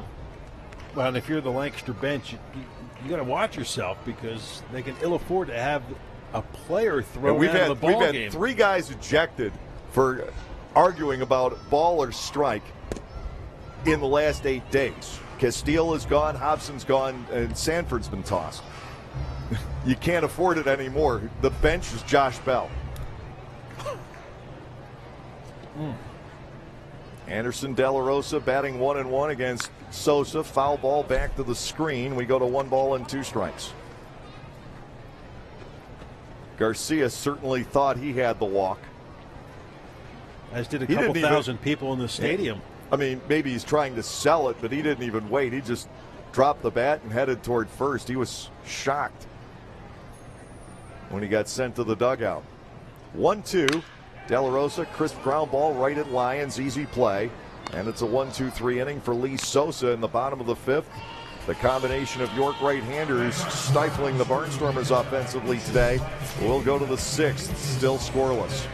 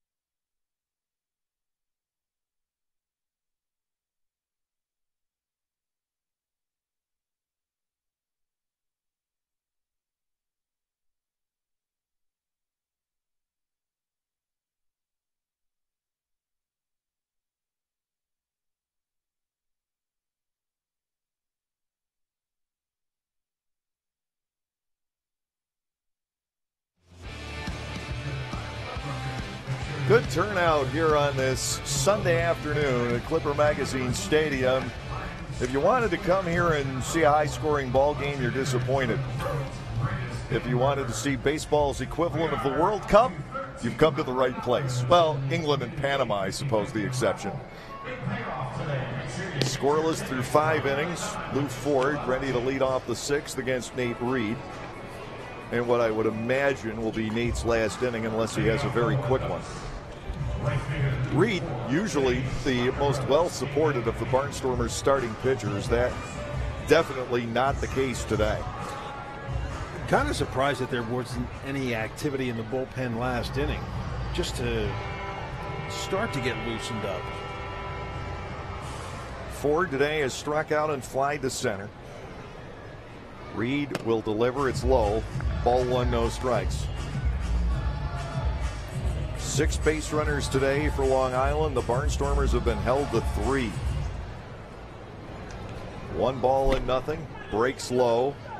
2-0 to Ford. David Washington and Taylor Ard scheduled to follow. Reed brings home ball 3 off the outside corner. 3 balls and nothing. 2 of Reed's walks have come leading off an inning. And on the brink of the 3rd, over 5 or 6 frames, Ford takes a strike here, so 3-1. Reed staying alive at least for now. Both teams wanting badly to win a game here today. Ball 4 is up. An appeal to first base is turned down. Ford on with the leadoff walk. The third Reed is allowed on the afternoon. Fourth walk total. Here's David Washington. Ross Peoples, meanwhile, asks for time. He's going to head out to the mound. Reed has started 4 out of the 5 innings this afternoon by going to a 3-ball count on the leadoff hitter. And we've talked a lot this year about that being a problem. The Barnstormers pitching staff, by and large, has done well, but that's an area, especially after the Barnstormers have scored runs. Yes. Obviously not the case today, but the pitcher coming out and giving up the leadoff walk. Yeah. And it's getting into immediate trouble. And now you've got Ford on base. They're not going to run for him this early. Later on in the day, I would expect that move to be made. Steven Johnson begins to tune up in the Barnstormers bullpen. Side-slinging right-hander. Not truly a sidearmer, but close. David Washington due at the plate with a runner on, nobody out. The mound conference continues. Ross finally walking away. Yeah, this was no doubt a little bit of a stall too, just to give Johnson a couple of extra tosses to try and pick up the pace as far as getting loosened up. It's also an opportunity, and I think Ross took advantage of that opportunity because Nate Caldwell was out there for a little bit to break it up. It's a time where the manager can speak his piece about ball strike calls without showing up the umpire, and you're not going to get run. But I think Ross probably made his point. Yeah. Reed misses away to Washington, 1-0. And it's not this inning, but it was the called third strike on Garcia. Yeah. And then the pitch that we saw Castile bark about in the top of the 5th inning. 2-0 now. Reed has gotten out of rhythm. And he's in trouble here in the 6th and probably not long for the game with a string of right-handed batters to follow. 2 balls, no strikes to David Washington. Lou Ford already aboard at first base. Reed ready to go. Washington looks at ball 3 off the outside corner. They somehow get Washington to grind into a double play.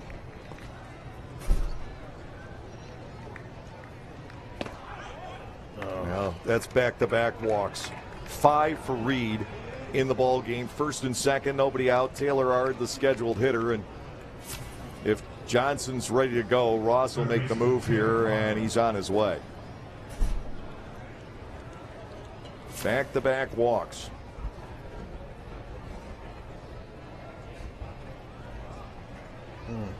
Reed gives up only 3 hits, but he walks 5 on the day, and these two potentially the undoing of the Barnstormers. Johnson's going to have to come in and settle this inning down. We've got the pitching change. We're going to take a break and pause for these words.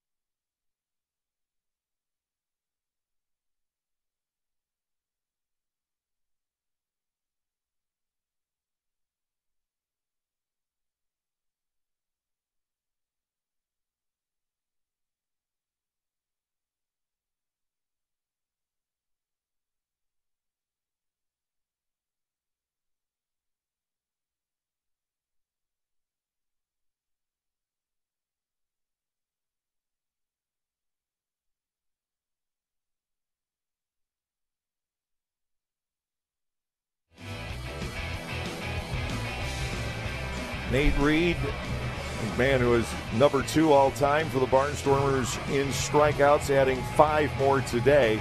The only problem is that Reed matched the 5 strikeouts with 5 walks, 2 of those coming at the outset of the 6th inning.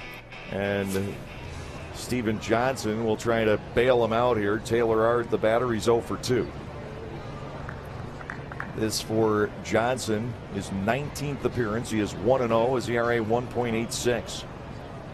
He'll work to Ard, get him to chase the sidearm slider. It's 0-1. Designated hitter Cody Puckett on deck. Puckett has 50% of the hits in this ballgame. 2 out of the 4 we've seen. Somerset leading Southern Maryland 5-2 in the 6th. And the Bees are up 4-1 over the Road Warriors in the bottom of the 4th. New Britain trying to stay close, and Long Island interested in both of those games. Meanwhile, York's caught up at 6-5 Sugarland now in the top of the 5th inning. Johnson misses low. Ball 1, strike 1 the count. Ford at second. Washington the runner at first. This is a tough spot for Johnson. Big chance for the Long Island Ducks in the 6th inning. Here comes the 1-1. Ard won't go for it. Ball 2 missing.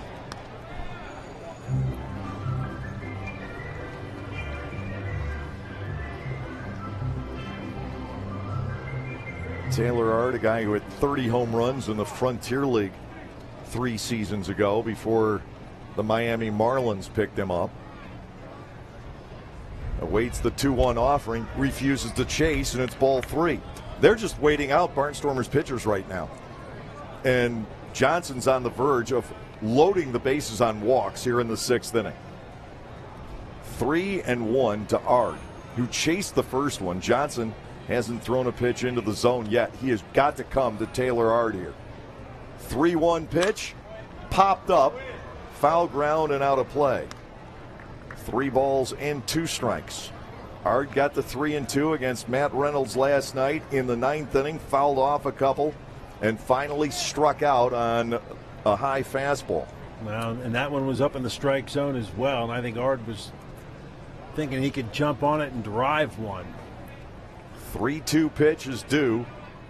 Johnson ready. This is big. Popped up foul once again.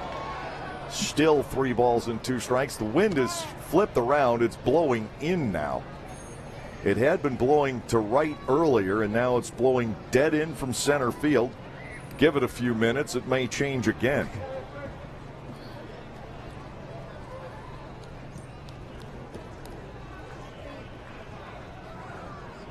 Taylor Ard awaits another payoff pitch from Steven Johnson. Foul back once more. That swing looked late and protective from Ard. He's a big fellow. 6'2", 230-pounder from Tacoma, Washington. Very good defensively. I've been impressed by this guy. I think he's been a terrific pickup for Long Island. Yeah, fields the position well there at third base. 3-2, he'll back away. This is a pivotal moment in this ball game, potentially, with the Barnstormers struggling offensively against the Long Island right-handers. Runners lead off first and second. Here's the payoff. Got him swinging. That is huge. Ard goes down on strikes. Johnson picks up 1 out here in the 6th inning. Cody Puckett will step in. He had a double and a single off of Reed. Well, he started him out by going outside, then worked his way in and then up in the strike zone, and then this one down and away. Beautiful pitch.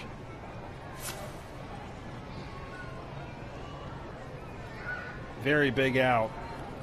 Johnson to Puckett, fastball upstairs. Ball 1, no strikes. Audi Affinir waits on deck. And if Johnson can't get 2 outs on these next 2 batters, he has to tangle with the left-handed batting Vega. The offering breaks into the zone. Puckett looks at a 1-1 count.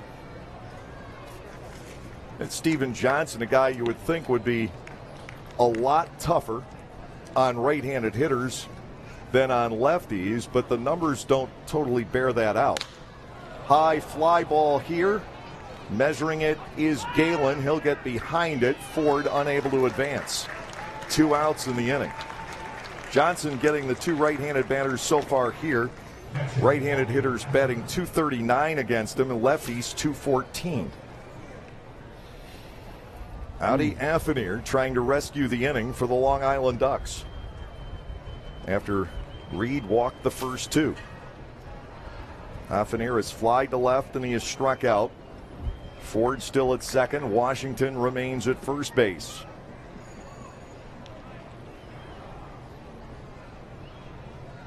Johnson to the plate. Over but low. Ball 1 on Affineer. Well, if this game ends up being a 1-run ball game, regardless of whose favorite it is, it's the number that would be most glaring is that runners left on base. Poured in for a strike, 1-1. Long Island has stranded 4 through the first 5 innings today, just 2 for Lancaster. The Ducks stranded 13 last night. 1 ball, 1 strike to Affineer. Johnson ready to go. His pitch off the outside corner, ball 2. It's numbers like that that keep managers awake at night.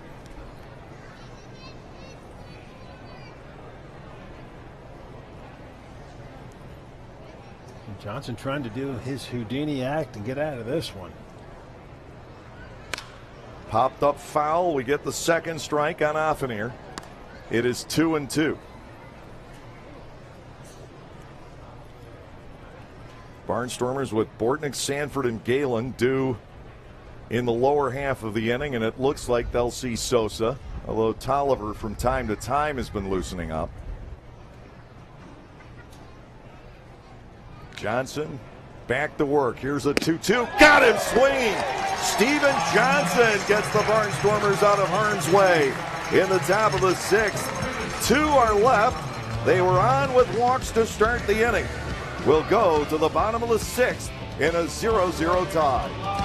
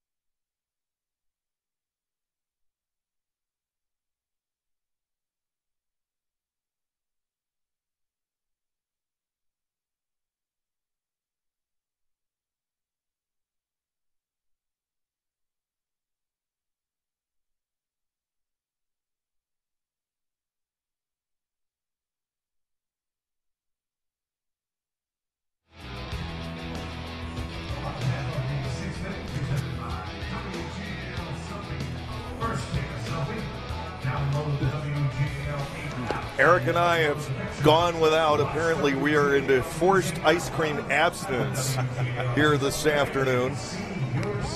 So we have to enjoy it vicariously.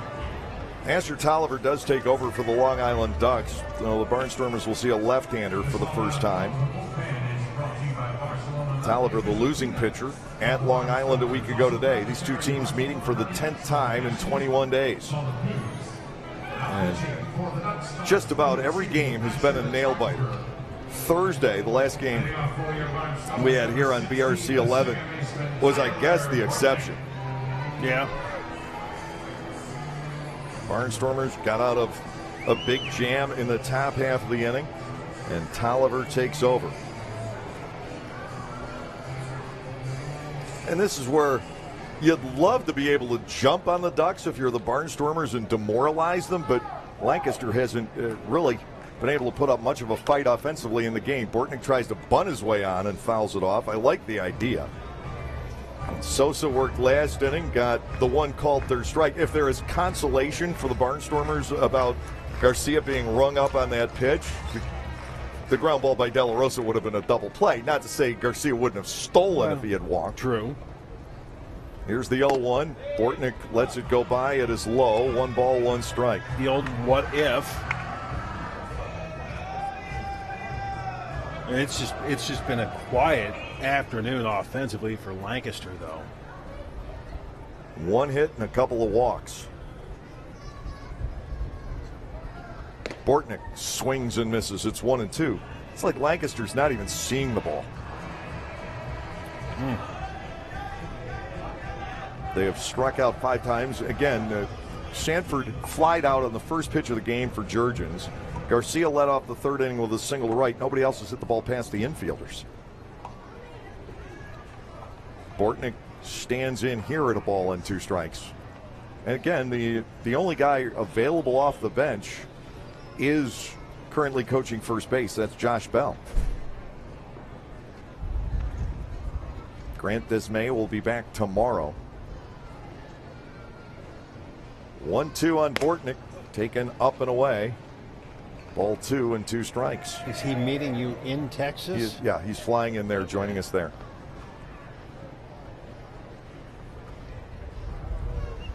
His bat could come in really handy in that ballpark. Sugar Land hasn't seen him. 2-2. Bortnick knocks it foul. Wrapping that off the fascia signs down the right side. A loud foul ball. On contact and then on contact. Yeah. The second one was actually louder.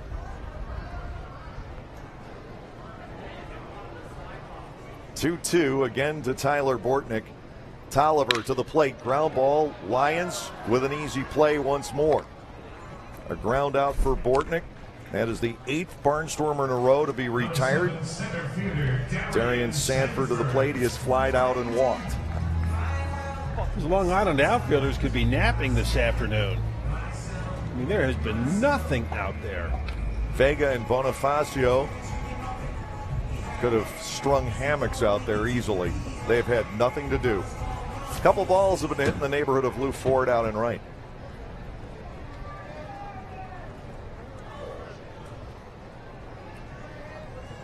Sanford stands in, trying to ignite something, anything, for the Barnstormers here in the 6th inning. Chopper toward 3rd.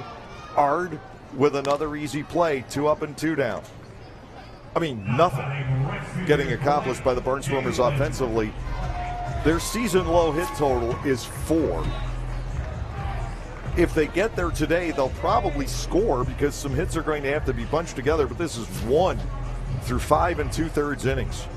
Not even Blake Galen has been able to extend his hitting streak. He has walked, so his on-base streak moves along. And then in a big spot back in the 3rd when he could have given the Barnstormers a lead, he popped up a 3-1 pitch. Tolliver will deliver. Galen sees ball 1 off the outside corner. It's 1-0. Blake has hit left-handed pitching very well this year. Blake has reached base 22 games in a row. He holds the franchise record at 36. The 1-0 pitch reaches the inside part of the plate. A called strike. It is 1-1. But Lancaster has been absolutely shut down by 4 pitchers in a row.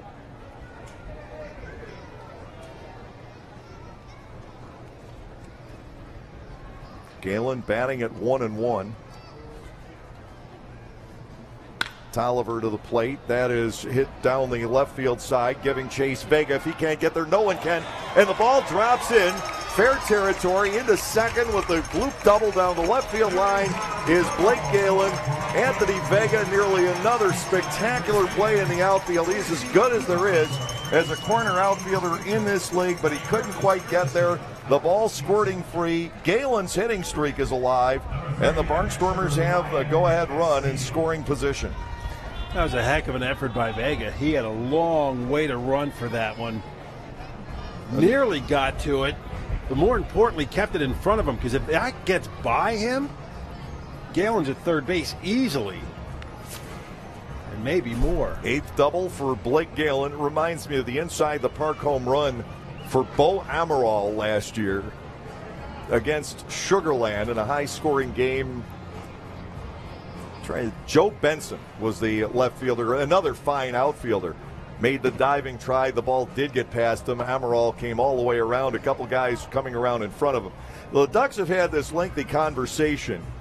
Are they going to match up Tolliver against Castile and try to end the inning, or are they going to work around Ryan Nayar, and Casey Hobson will get the at-bat with runners at first and second? That'll be an intentional walk given to Castile.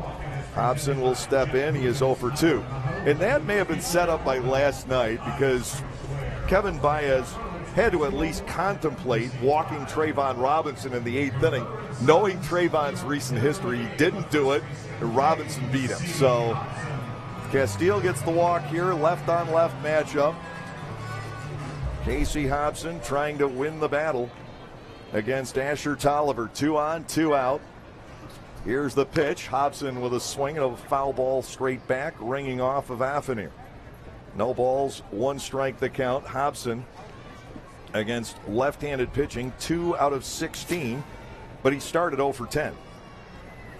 Well, and typically this is where you would see the outfield playing in a little bit to try and cut the run off. But the problem is now you got a guy like Hobson who's got some pop in his bat. You don't want to hit it over your head because that would result in 2 runs being scored. Galen at second, Castile at first with 2 away. 1 strike, the count on Hobson.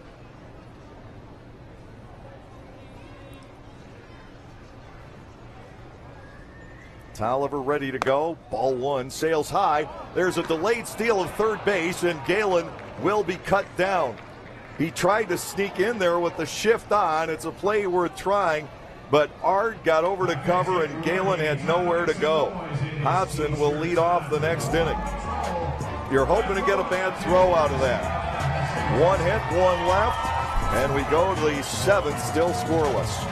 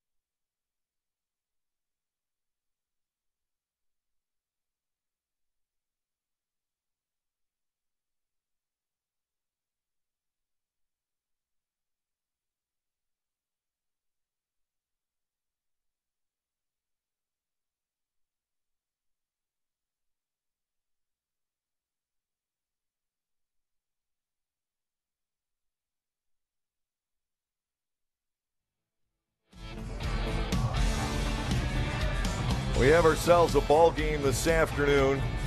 That's been the case with the Barnstormers and the Ducks throughout this month of June. We have had a number of tense games. All 4 games won by the Ducks in this season series have been 1-run contests. The Barnstormers have had a little bit more of a cushion, but not necessarily a significant one. In fact, in the 2 games, the Barnstormers have won by 2 runs. The tying runs have been on base against Matt Reynolds both times, and he's gotten out of it. Adding more tension. It's still 6-5 Sugarland. They're in the bottom of the 5th in York, and the Revs have a couple of base runners on with 1 out. Here's Anthony Vega against Steven Johnson. Fastball outside, ball 1. Vega has struck out, and he has walked in the game. Masterful work, though, by Johnson last inning to come in with runners at first and second and nobody out. Fouled away, 1-1. Has it been the pitching this afternoon, or has it been something with the visibility? The sun kind of in and out from the clouds. I don't know if that has an effect. I often think of day games as being higher scoring games and easier to see, but maybe that's not always the case. Ball 2 is high, 2-1. Early evening, late afternoon, early evening is usually considered the hardest time to hit. I think it might be a combination of both, but I would almost have to, at least on the part of Long Island, you got to give the tip of the cap to their pitching today. high and outside, 3-1, and here we are on the verge of a leadoff walk again. Man, what is it?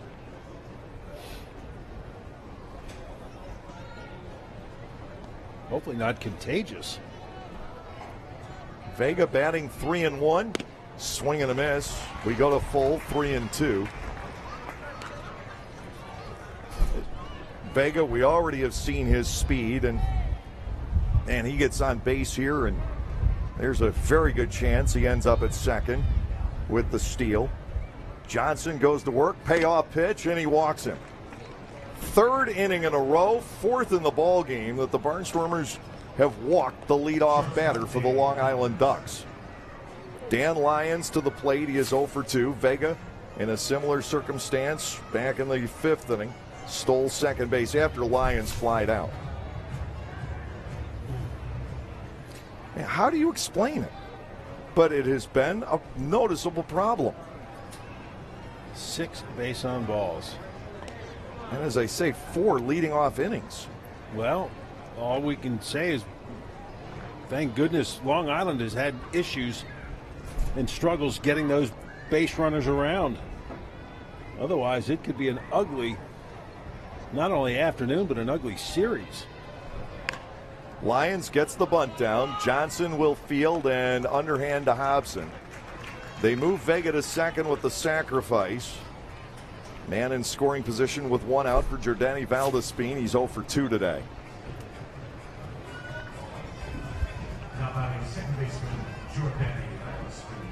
Well, that's just good fundamentals. Just doing the basics. Try and set yourself up again. Valdespin 0 for 2 with a walk. The way this game looks, it may only take 1 run. Yeah. And you might as well play for it here. You got your top hitter at the plate in Valdespin. Vega at second, 1 out. Vega is going to be awfully tough to throw out. First pitch strike. Best thing Johnson could do right there. It's 0-1.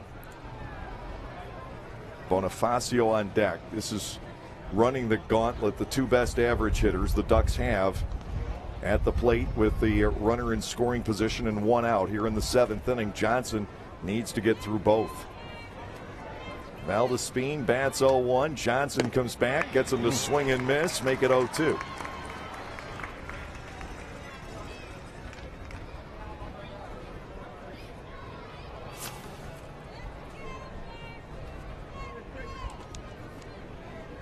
Got to get this guy out.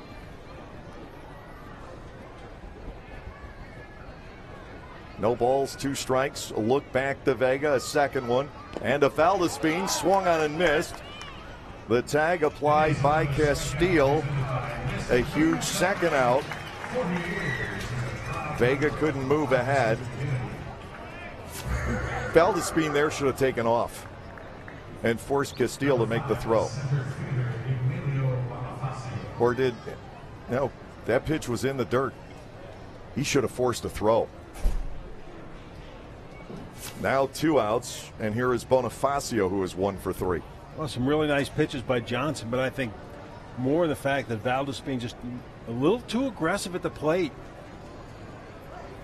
If he makes Castile throw there, then you've got the chance to get Vega to third base and might score in a wild pitch or a pass ball. 2 outs, and Bonifacio, the last man to drive in a run for the Long Island Ducks, takes ball 1 outside. He singled home Dan Lyons in the 2nd inning of last night's game. Lou Ford is on deck. Vega at second with 2 gone. Johnson to the plate. Ball 2 is high and outside. Yeah, it's not often you're going to see a Long Island team go that long without getting some runs. Now they're just going to put them on. They're going to walk him intentionally and take their chances with Ford. And now an intentional walk each way over the last full inning. Ford will step in. He's 0 for 2 with a walk in this game. I don't necessarily believe in the term due.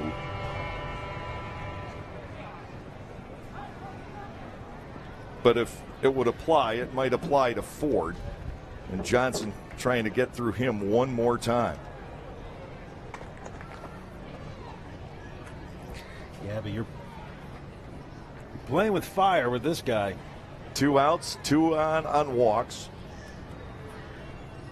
Steven Johnson works to Lou Ford. The fastball is up, ball 1. Well, that officially in the books is the 7th walk given up by Lancaster pitching today. York failed to take advantage of a first and second, nobody out opportunity in the bottom of the 5th. They still trail Sugarland by 1. Swing and a miss. Johnson and Ford even at a ball and a strike. I keep asking, where's Nixon?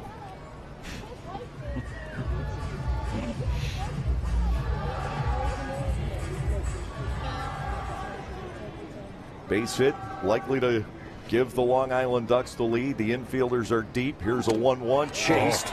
Make it 1-2. Johnson has that absolutely filthy 3/4 slider. Yeah. And it just ran right away from Ford on that one. 1 ball, 2 strikes to Lou Ford. Steven Johnson checks Vega. The pitch hit on the ground. The shortstop Garcia to Bortnick will end the inning. And the Long Island Ducks are now 0 for their last 19 with runners in scoring position. 2 men are stranded. That for the day is a total of 9. Time for the stretch in a scoreless tie.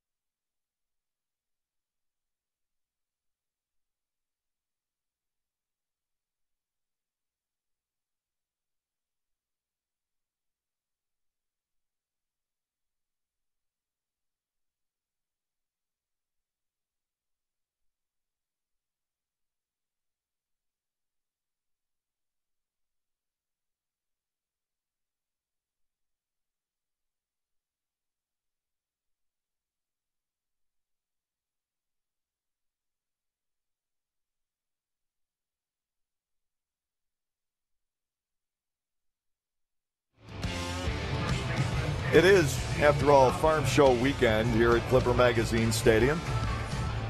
Pony, we've had bunny rabbits here this weekend. Casey Hobson stands in against Asher Tolliver. Swing and a miss. No balls and strike. Trayvon Robinson's on deck. It's not the 8th inning yet. But could he?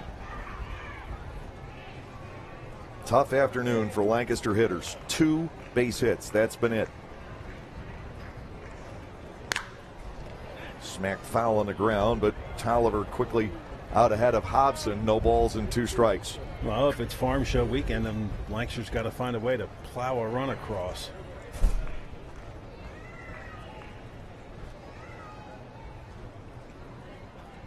You're right. 1 run might just do it. 1 run might do it today. Thank goodness, though, that Long Island has struggled mightily with runners on the bases. 0-2 to Hobson.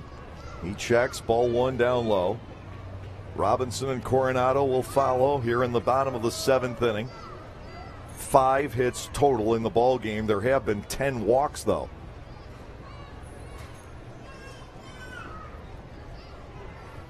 Wind again blowing favorably for the left-handed batters, and rather briskly, I may add, out toward right field. It has been, shall we say, variable this afternoon, both in direction and in velocity. Yeah, that's a pretty stiff breeze blowing out to right field now. 1-2. Hobson lays off. No. He did not go. 2 balls and 2 strikes to KC. Barnstormers just trying to trigger something here. Lancaster has had the leadoff man on in only 1 out of the 6 innings so far. And that was Garcia with a single back in the 3rd. He got as far as 3rd base.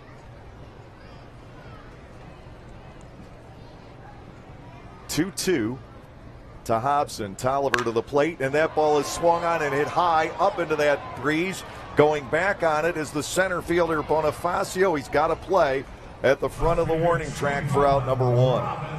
I just need to pull that a little more to right field.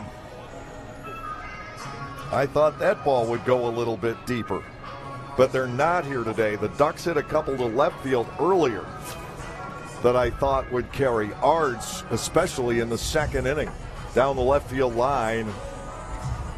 Robinson caught that 15 or 20 feet in front of the wall. Trayvon steps in. He is 0 for 2 on strikeouts. 1 away here in the 7th inning. No score in the ball game. The pitch by Tolliver, and Robinson with a chip shot out the right. Ford will come on to make the catch. 2 outs, and now Coronado.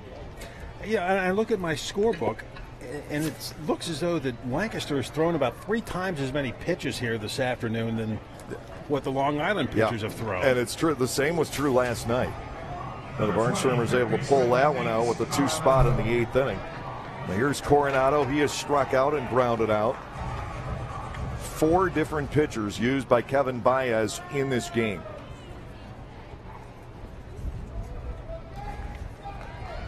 And Lancaster has managed 2 hits, 3 walks, and 1 of those was intentional.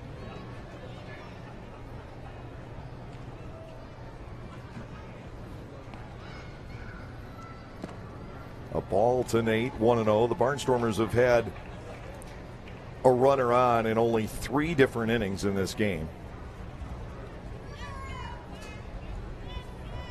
The Ducks went down 1-2-3 in the first. They've had somebody on in every inning since. 1-0. Coronado lines it right to Lyons, the shortstop. Maybe the hardest hit ball by the Barnstormers in the game, but still an out. Nothing across in the bottom of the 7th. We're on our way to the 8th. Still 0-0.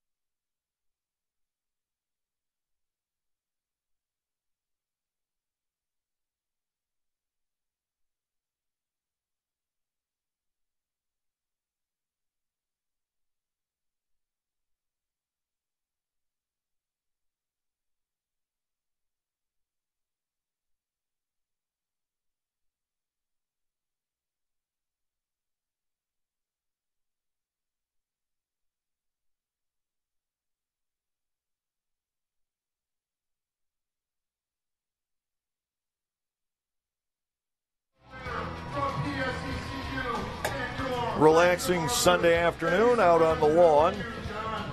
Not a relaxing afternoon for fans of either of these ball clubs. No. A relaxing afternoon for the Long Island outfielders, though. My goodness. Vegas still, well, Galen's double. Well, yeah. In Vegas' direction, so he had to finally wake up. Meanwhile, Sugar Land starts to pull away from York. It is 8-5 in the top of the 6th inning. The Barnstormers, mathematically, were looking for York to win 3 out of 6. Sugar Land goes back there after this week-long series. It would have given the Barnstormers the 2nd level tiebreaker in case we go 3-4 down in Texas. And York won the opener on Friday night. They haven't come through the last couple of ball games. And the question is York's not eliminated from the first half. There is a path to victory for them, but are they starting to set up for the second half? And that's one of the arguments, again, that I have about the split season schedule is you can run into teams setting up for the second half or teams that have had a chance to rest. And then, like last year, we were gassed. We ran into Long Island and York that first week of the second half before the All-Star break could get started. They had set up for the second half and, in fact, both won the second half. And the Barnstormers were just exhausted and depleted of players. We went miraculously 3-4. First pitch a strike to David Washington, and the second one cut on and missed against Matt Marksberry, the high-energy left-hander out of Cincinnati. Marksberry is into his 19th ball game. We talked about how Ross really likes to share the wealth in his bullpen. Washington, Ard, and Puckett. The 0-2 pitch sails outside for ball one. Well, Stephen Johnson, a fine job out of the bullpen. Again, coming in the sixth inning with 2 runners on base and nobody out, got out of the inning, kept this a scoreless ball game. But I always have to go back to Carlos Pimentel as really the turning point. Here's a 1-2, check swing. Washington stands and looks back at Nate Caldwell, who rung him up on a similar check swing back in the 4th inning. And this time the appeal going to third base, and it's turned down by Bill Worthington. David Washington batting 2-2 against Matt Marksberry. Marksberry trying to get the leadoff batter, and a check swing, ball 3 is high. Marksberry has had issues with the first batter that he faces. He's gone from 0-2 to 3-2 against Washington.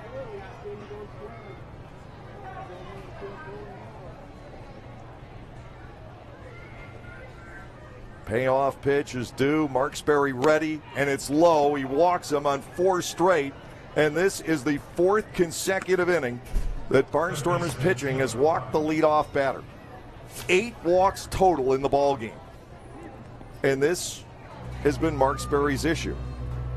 So with the walk given up to Washington, Ross Peoples is coming out. That's going to be it for Marksberry. He was going to face 1 batter. The Barnstormers with a right-hander tuning up in the bullpen, and it looks like he's already been summoned, and I believe that's Kevin Munson coming into the ball game. So Marksberry will depart. The go-ahead run on here in the 8th inning for Long Island, and with the change, we'll pause for these messages.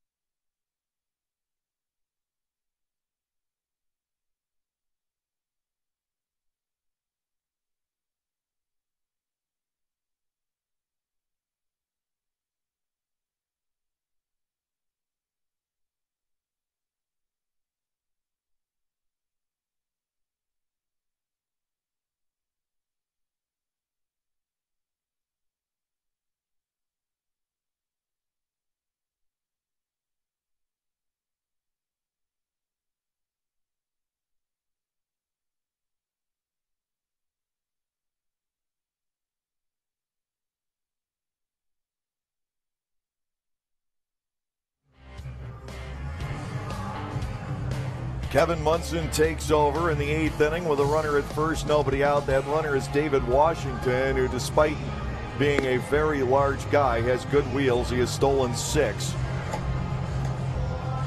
Scoreless ball game, and at this point, you've got to think whoever scores first is going to take this one. It's been tense Barnstormers pitching, walking the leadoff batter now for the 5th time in the game, the 4th inning in a row. Taylor Ard will step in. He's 0 for 3 on the afternoon. And if you're the Ducks, do you have the big guy Ard bunt here? Puckett and Affinier to follow. They're right-handed hitters against Munson.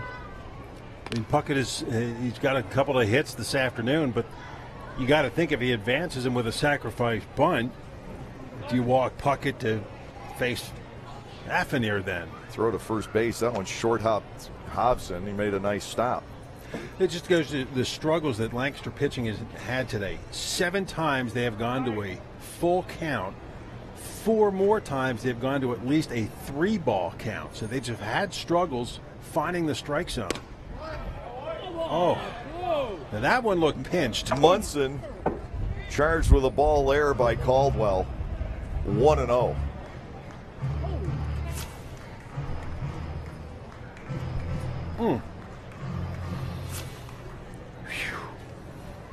Washington, the runner at first, nobody out. Munson to the set. That is cut on and fouled back into the screen. It's 1-1. Off the deflection of Castile.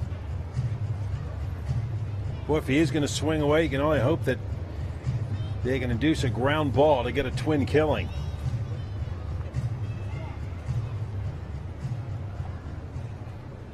Barnstormers can't afford an ejection. Oh. Here's a 1-1. Ball 2 is high. 2 balls and a strike. Munson really, I think, kept his emotions in check very well on that first pitch.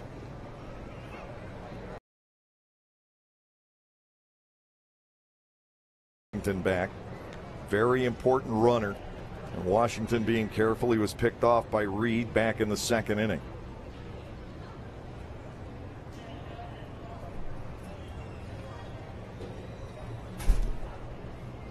Ard bats 2-1. Munson to the plate, and that ball is popped up. Foul ground. Hobson over. May have a play.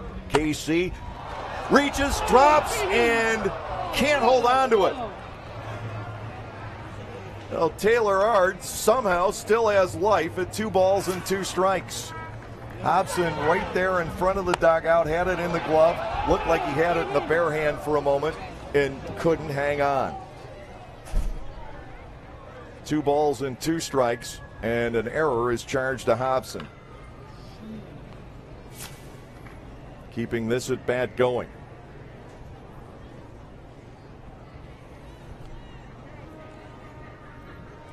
We'll just hope that that doesn't come back to haunt you.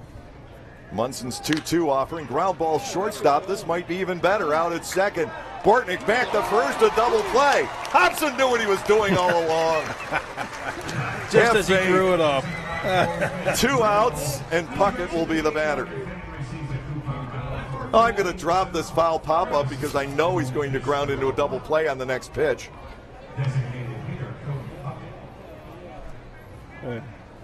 That huge sigh of relief. We're going to have a pinch hitter, by the way, for Puckett.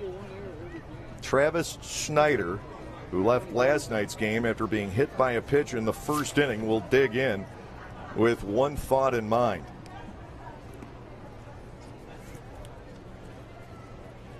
Even though he left that game last night, though, he's reached base safely in 23 of his past 25 games. He's got 7 home runs on the year, including 1 in this series. Munson to the plate, and it's taken for a strike. 0-1.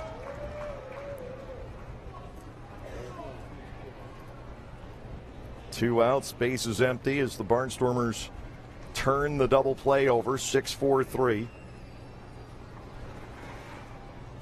Next pitch to Snyder, strike 2 on the outer edge.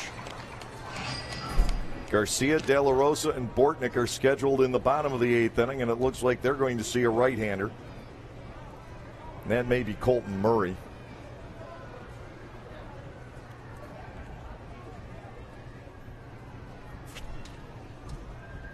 Munson working to Snyder, no balls, 2 strikes. The pitch hit in the air, left center field. Fairly well, but manageable. Stanford is back. He's got it. What a job done by Munson. No runs, no hits. There was an error. Nobody left on base. Bottom of the 8th coming up. Still scoreless in Lancaster.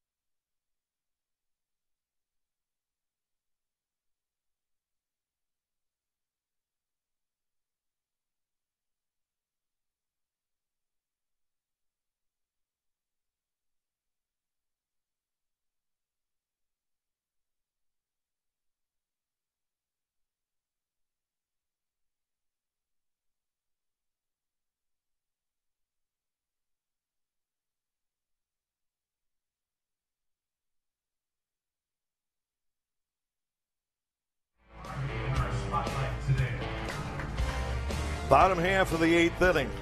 How's this one going to shake out? We've seen 5 total hits. And you know you're living right if you're the Lancaster Barnstormers when you drop a foul pop-up and a guy grounds into a double play on the next pitch. Things going well. Yeah, however, the 8 base on balls is not going. There's more base on balls than there have been hits. 11 walks in this game, 5 hits. 13 strikeouts. Here is the list of runners that have gotten to third base in this game. Jordani Valdespin with 2 outs in the 3rd inning. For the Barnstormers, Carlos Garcia with 2 outs in the 3rd inning. And if memory serves me correctly, that has been all that have gotten as far as third. That's all I have. Galen thrown out trying to steal third on that delay steal in the 6th. Garcia, De La Rosa, and Bortnick. Carlos Garcia today has singled to right and struck out looking on a call that he certainly seemed to dispute a little bit, but politely. He has also had the base hit before he struck out in the 5th inning. He yanked one out of here just foul down the right field line.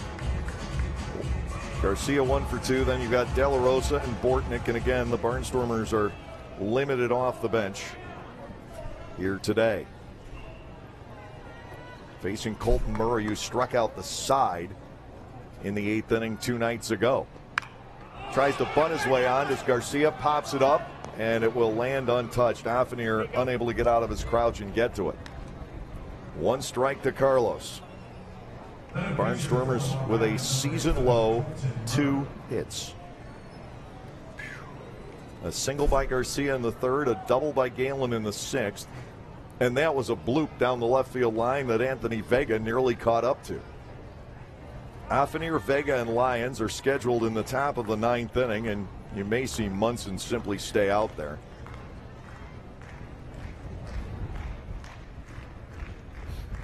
Garcia fouls this back to the screen. It's 0-2. And you don't have Trayvon Robinson batting anytime soon. If he bats this inning, then a lot of good things are happening. You better believe it. Barnstormers have to score at least 2 for Trayvon to get up this inning. But there's no guarantee he gets up in the 9th. 2 strikes to Garcia. Murray ready to go. The pitch. Grounded foul past the first base coaching box. And I believe that's Joe Gardner out there right now.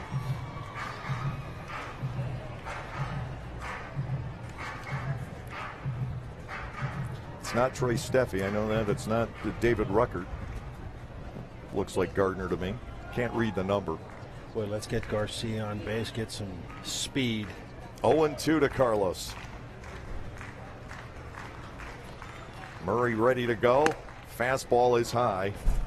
Ball 1, 2 strikes. The other night in the 8th inning, Murray struck out Robinson, Hobson, and Coronado on a total of 15 pitches to hold a 5-4 lead. And that lead did stick as K-Rod got the side in order in the 9th. Carlos Garcia bats 1-2. Murray ready to go and just misses with that. 2 balls and 2 strikes. The Long Island Ducks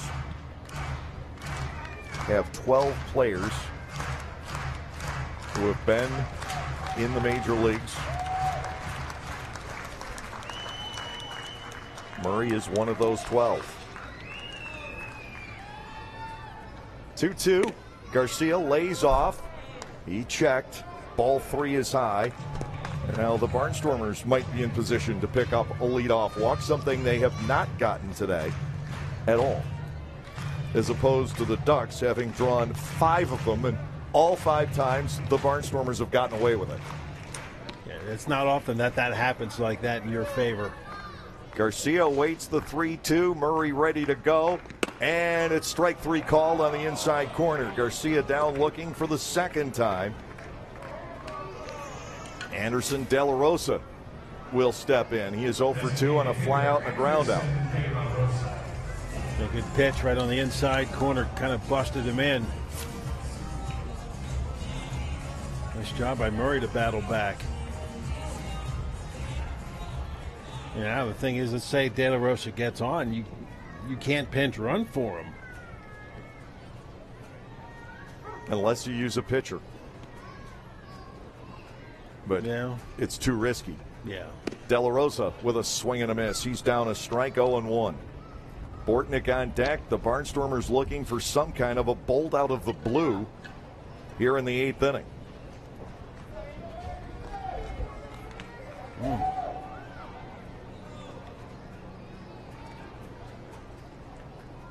Nothing in 1. Breaking ball is errant. 1 ball, 1 strike. I don't know if I've ever seen a game with this many walks and missed opportunities. Sugarland's put the game away. It's 10-5 in the bottom of the 6th in York. Looks like Somerset's on its way to a win. 7-2 bottom 8. Swing and a miss by De La Rosa. He trails 1-2. Murray has struck out every batter he's faced in this series. New Britain leads the Road Warriors 5-3 in the 7th inning. York goes to Long Island. Somerset will play New Britain coming up.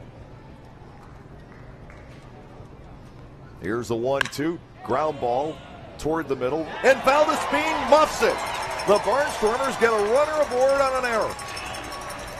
Easy play for Jordani Valdespin, and may have had a momentary concentration lapse. It gives the Barnstormers the lead run on at first base. Yeah, that's routine. Yeah, that's just an error charged to Jordani Valdespin, and Lancaster gets the potential go-ahead run on with 1 out here in the 8th inning. Just bounced up and it looked like it almost hit him in the wrist. Tyler Bortnick stands in. He's 0 for 2 on ground balls. Darian Sanford looms on deck. Yeah, of course, the Long Island outfield's going to be out deep. Fouled away by Bortnick for a strike. It's 0-1. Definitely some work to do here for the Lancaster Barnstormers to get De La Rosa around. Already 1 out in the inning. So the sacrifice isn't really in order. Now, what's desperately needed is a string of base hits. Nothing in 1 from Murray to Bortnick. De La Rosa goes outside and low. Talk about catching him now.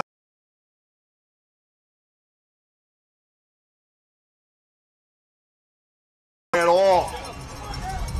What a gamble by the Barnstormers. It paid off. De La Rosa just took off. Murray didn't see it. And De La Rosa sneaks into second without a throw. I don't know if we have a shot that would have both Murray and De La Rosa in the picture.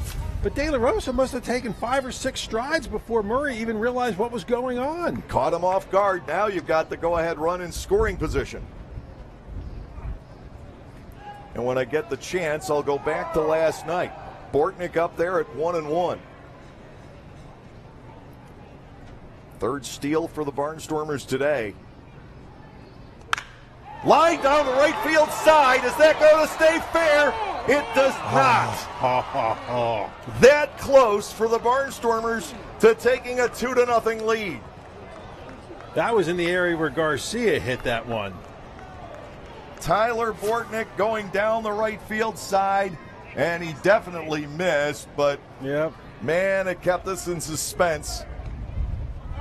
It faded a little bit too much toward that pole 300 feet away. But you know what? Even if it hits it down into the corner without going over the wall, it's going to be a run, because De La Rosa will score easily with that ball bouncing around. 1-2 to Tyler Bortnick.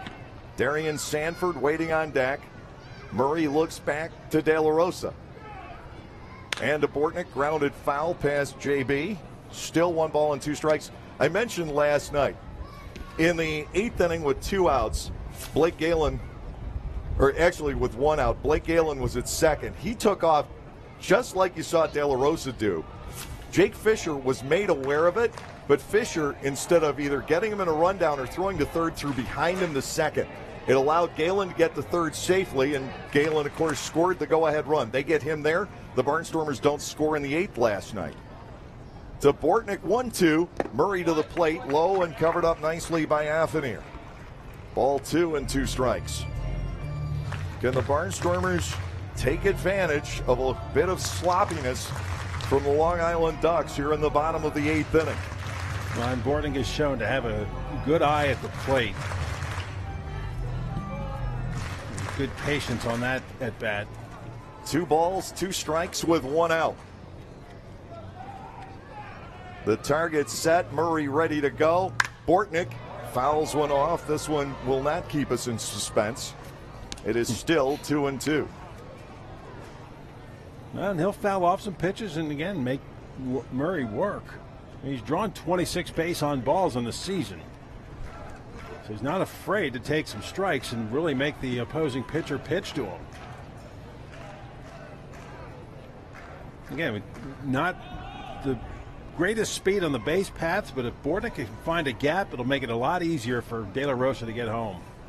Here's the 2-2. Bortnick crashes another one down the right field line. That ball is also going to fade foul. Twice in 1 at bat with the game hanging in the balance. Tyler Bortnick trying to do his best Garrett Weber impersonation, but he's missing the foul pole to the right.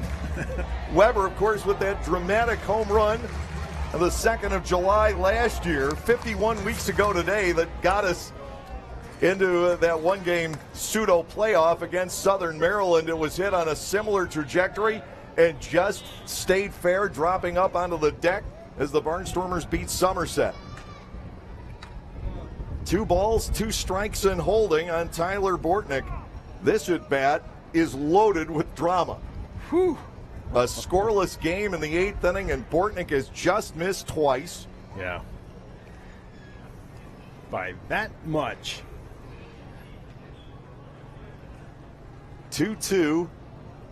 Murray battles Bortnick. The motion, the pitch, fouled away. We continue. How many pitches has it been now in this at bat? I'd have to look it up, but suffice it to say several. 18 pitches in the inning for Murray. Again, Bortnick given quite the battle. Well, if he can come through, this could be a signature moment for the Barnstormers. Man, it was just 5 out of his last 43. Tyler Bortnick coming close twice here. 2-2 pitch. Ground ball, fair down the line at third. He goes the other way and delivers. Here comes Della. He's going to score. The Barnstormers lead on a double by Bortnick. 1-0 here in the bottom of the 8th inning. Well, he tried right field twice. Well, hugs the line on the third base bag, and boy, you couldn't have placed it any better. And what a huge at-bat for Tyler Bortnick. Wow. Tyler Bortnick's 5th double of the year, his 18th run batted in. Boy, did he put up a fight against Colton Murray. Tyler now the runner at second. Jurrjens Sanford is scheduled. And here is Kevin Baez on his way to the mound. He has had left-hander Wander Perez warming up in the bullpen. And now that error looms large. The error and just letting De La Rosa take off and steal second. Yes. Mistakes compounding for the Long Island Ducks in the bottom of the 8th. Sanford will get to face Murray, but they have Perez ready to go for Blake Galen on deck. RBI double for Tyler Bortnick. The Barnstormers lead here in the bottom of the 8th, and Matt Reynolds is tuning up. Wow, what an at-bat by Bortnick. Twice almost getting the crowd to jump out of their skin with those drives down the right field line. And then the big base hit down the third base line. Here's Jurrjens Sanford. He's 0 for 2 with a walk this afternoon. Runner at second with one man out. Murray comes to the set, and he'll bluff Bortnick back to second. Tyler has stolen 9. They don't want to let him just take off and go to third here. Well, now with another guy in scoring position, heck, that's insurance runs, because one run is not enough. Afenir, Vega, and Lyons are due in the bottom of the 9th inning. Bortnick leads off second. Sanford awaits. Murray deals low for ball 1.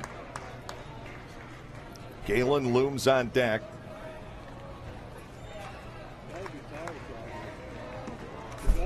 And it's worth noting that Blake homered off of Wander Perez earlier in the series. But it's a road that Kevin Baez appears willing to travel again in the 8th inning today. 1-0 to Sanford. Jurrjens looks at a strike. Now 1-1. Reynolds getting ready in the Barnstormers bullpen. They'll come out in the 9th. This inning all set up by that speed demon, Anderson De La Rosa.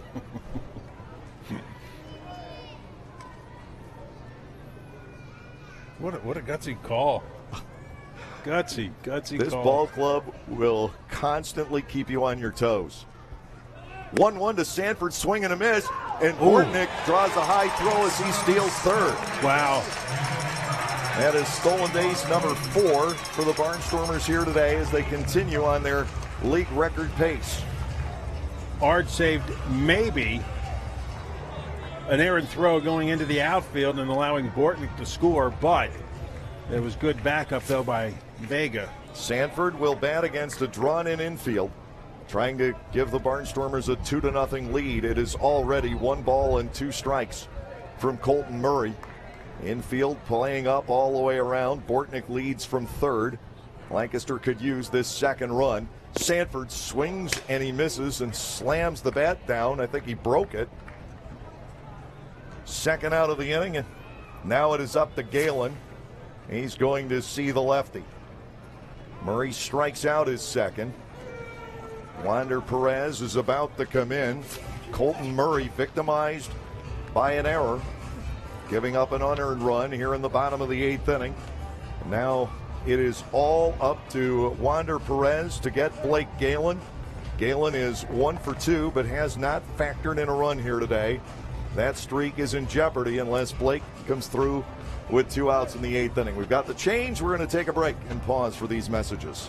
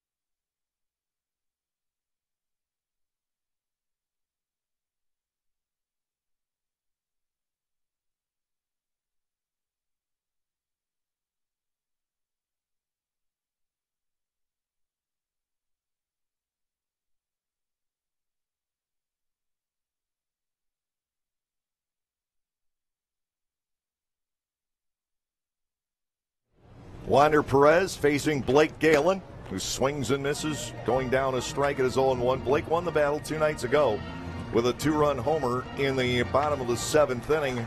Lancaster never got another base runner after that and fell short 5-4. Right now, Blake just trying to pick up a second run. Bortnick at third with 2 outs. And Blake looks at a ball away at his 1-1. Galen has walked and doubled today, so his hitting streak and his on-base streak are alive, but his run-producing streak is not, at least not yet. 1 ball, 1 strike from Perez. The left-hander wheels and deals way outside and low, saved by Offenier. 2-0, or 2-1 rather. Ryan Castile, the on-deck batter for the Barnstormers. 3 hits for Lancaster. Bortnick's double, the big one. Sugar Land is on its way to a romp, 13-5 over York in the 7th inning. 2 balls and a strike. Galen gets ball 3. You know, even though it's a lefty on lefty, I'm really surprised that they're even pitching to Galen. Galen has actually been tremendously hot against left-handed pitching. Exactly. He doubled off Tolliver back in the 6th. 3-1 is on the way. Galen looks at ball 4 outside. He's on base for the 3rd time now. Castile will try and maybe salt this one away. Murray struck out 2, gave up 1 hit. The run is unearned, charged to him. Castile is 0 for 2 with an intentional walk in the game today. Casey Hobson looms on deck, and I don't know that Castile's going to see a lot here. They may want Perez against Hobson. There's a ball low. Offenier again with a good stop. He has saved a few. Yes, he has. He has really done a nice job behind the plate this afternoon for Long Island. But boy, nothing would feel better for Ryan Castile right now than to get out of this little drought with a base hit. Had an extra run. Bortnick got out of his. 1-0 Lancaster, bottom of the 8th inning. Tension-filled weekend series. Ball 2 is low. That jumps away from Offenier. Galen's not going to try it. 2 balls and no strikes to Castile, and you may see a battle between Perez and Hobson coming up.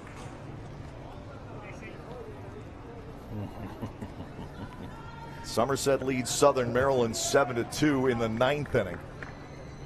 Well, the Ducks could fall 3.5 back if they lose this one. And New Britain's winning, so they can pick up. Castile takes the 2-0 and pounds that out the center. But again, it's not carrying. Bonifacio with the play to end the inning. 1 run scoring, an unearned run. Tyler Bortnick drives it in. 1 error. Lancaster strands 2. We're headed to the 9th. Offenier, Vega, and Lyons are the scheduled hitters for the Long Island Ducks. We'll see if it stays that way. It is 1-0 Lancaster.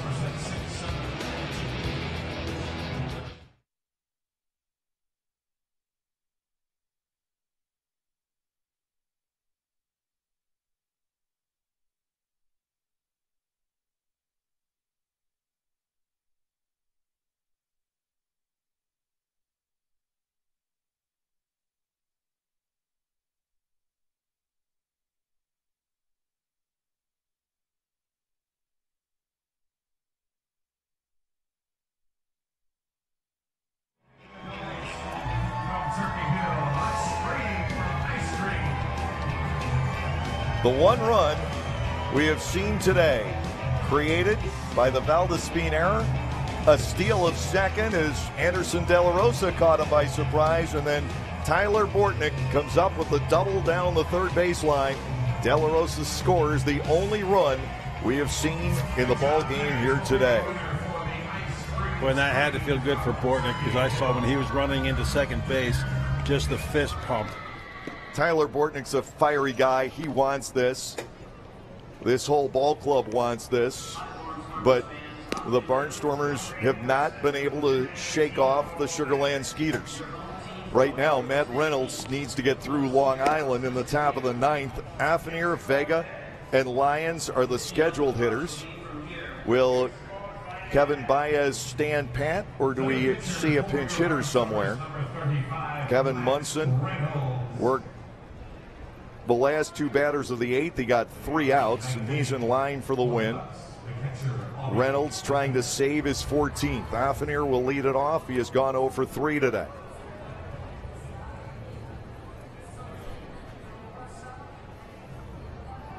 Defense in the no doubles.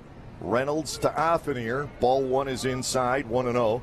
Reynolds gave us a scare last night. He gave up back-to-back singles to start off the ninth and then retired the side in order. Here's a 1-0 right there, a strike on Offenier. It is 1-1. Object number 1, get that leadoff runner out. Reynolds with the next pitch. This is popped up. Third base side, foul territory. Look out! Castile and Coronado bump, and Coronado got hurt. Really, the Barnstormers are pretty much out of bodies. The catch was made, but that's Coronado's lack ball. Of communication. That's Coronado's ball. Yeah, he was coming in. He's got the better angle. I wouldn't want to run into either one of them, to be perfectly honest with you. And the only reason I'm saying it's Coronado's is because he's got looking up angle. into the sun. Yeah, he's got the better angle. And I'm still not sure who caught the ball, but Nate Coronado is down. The Barnstormers are out of bodies. I think what happened was they banged knees.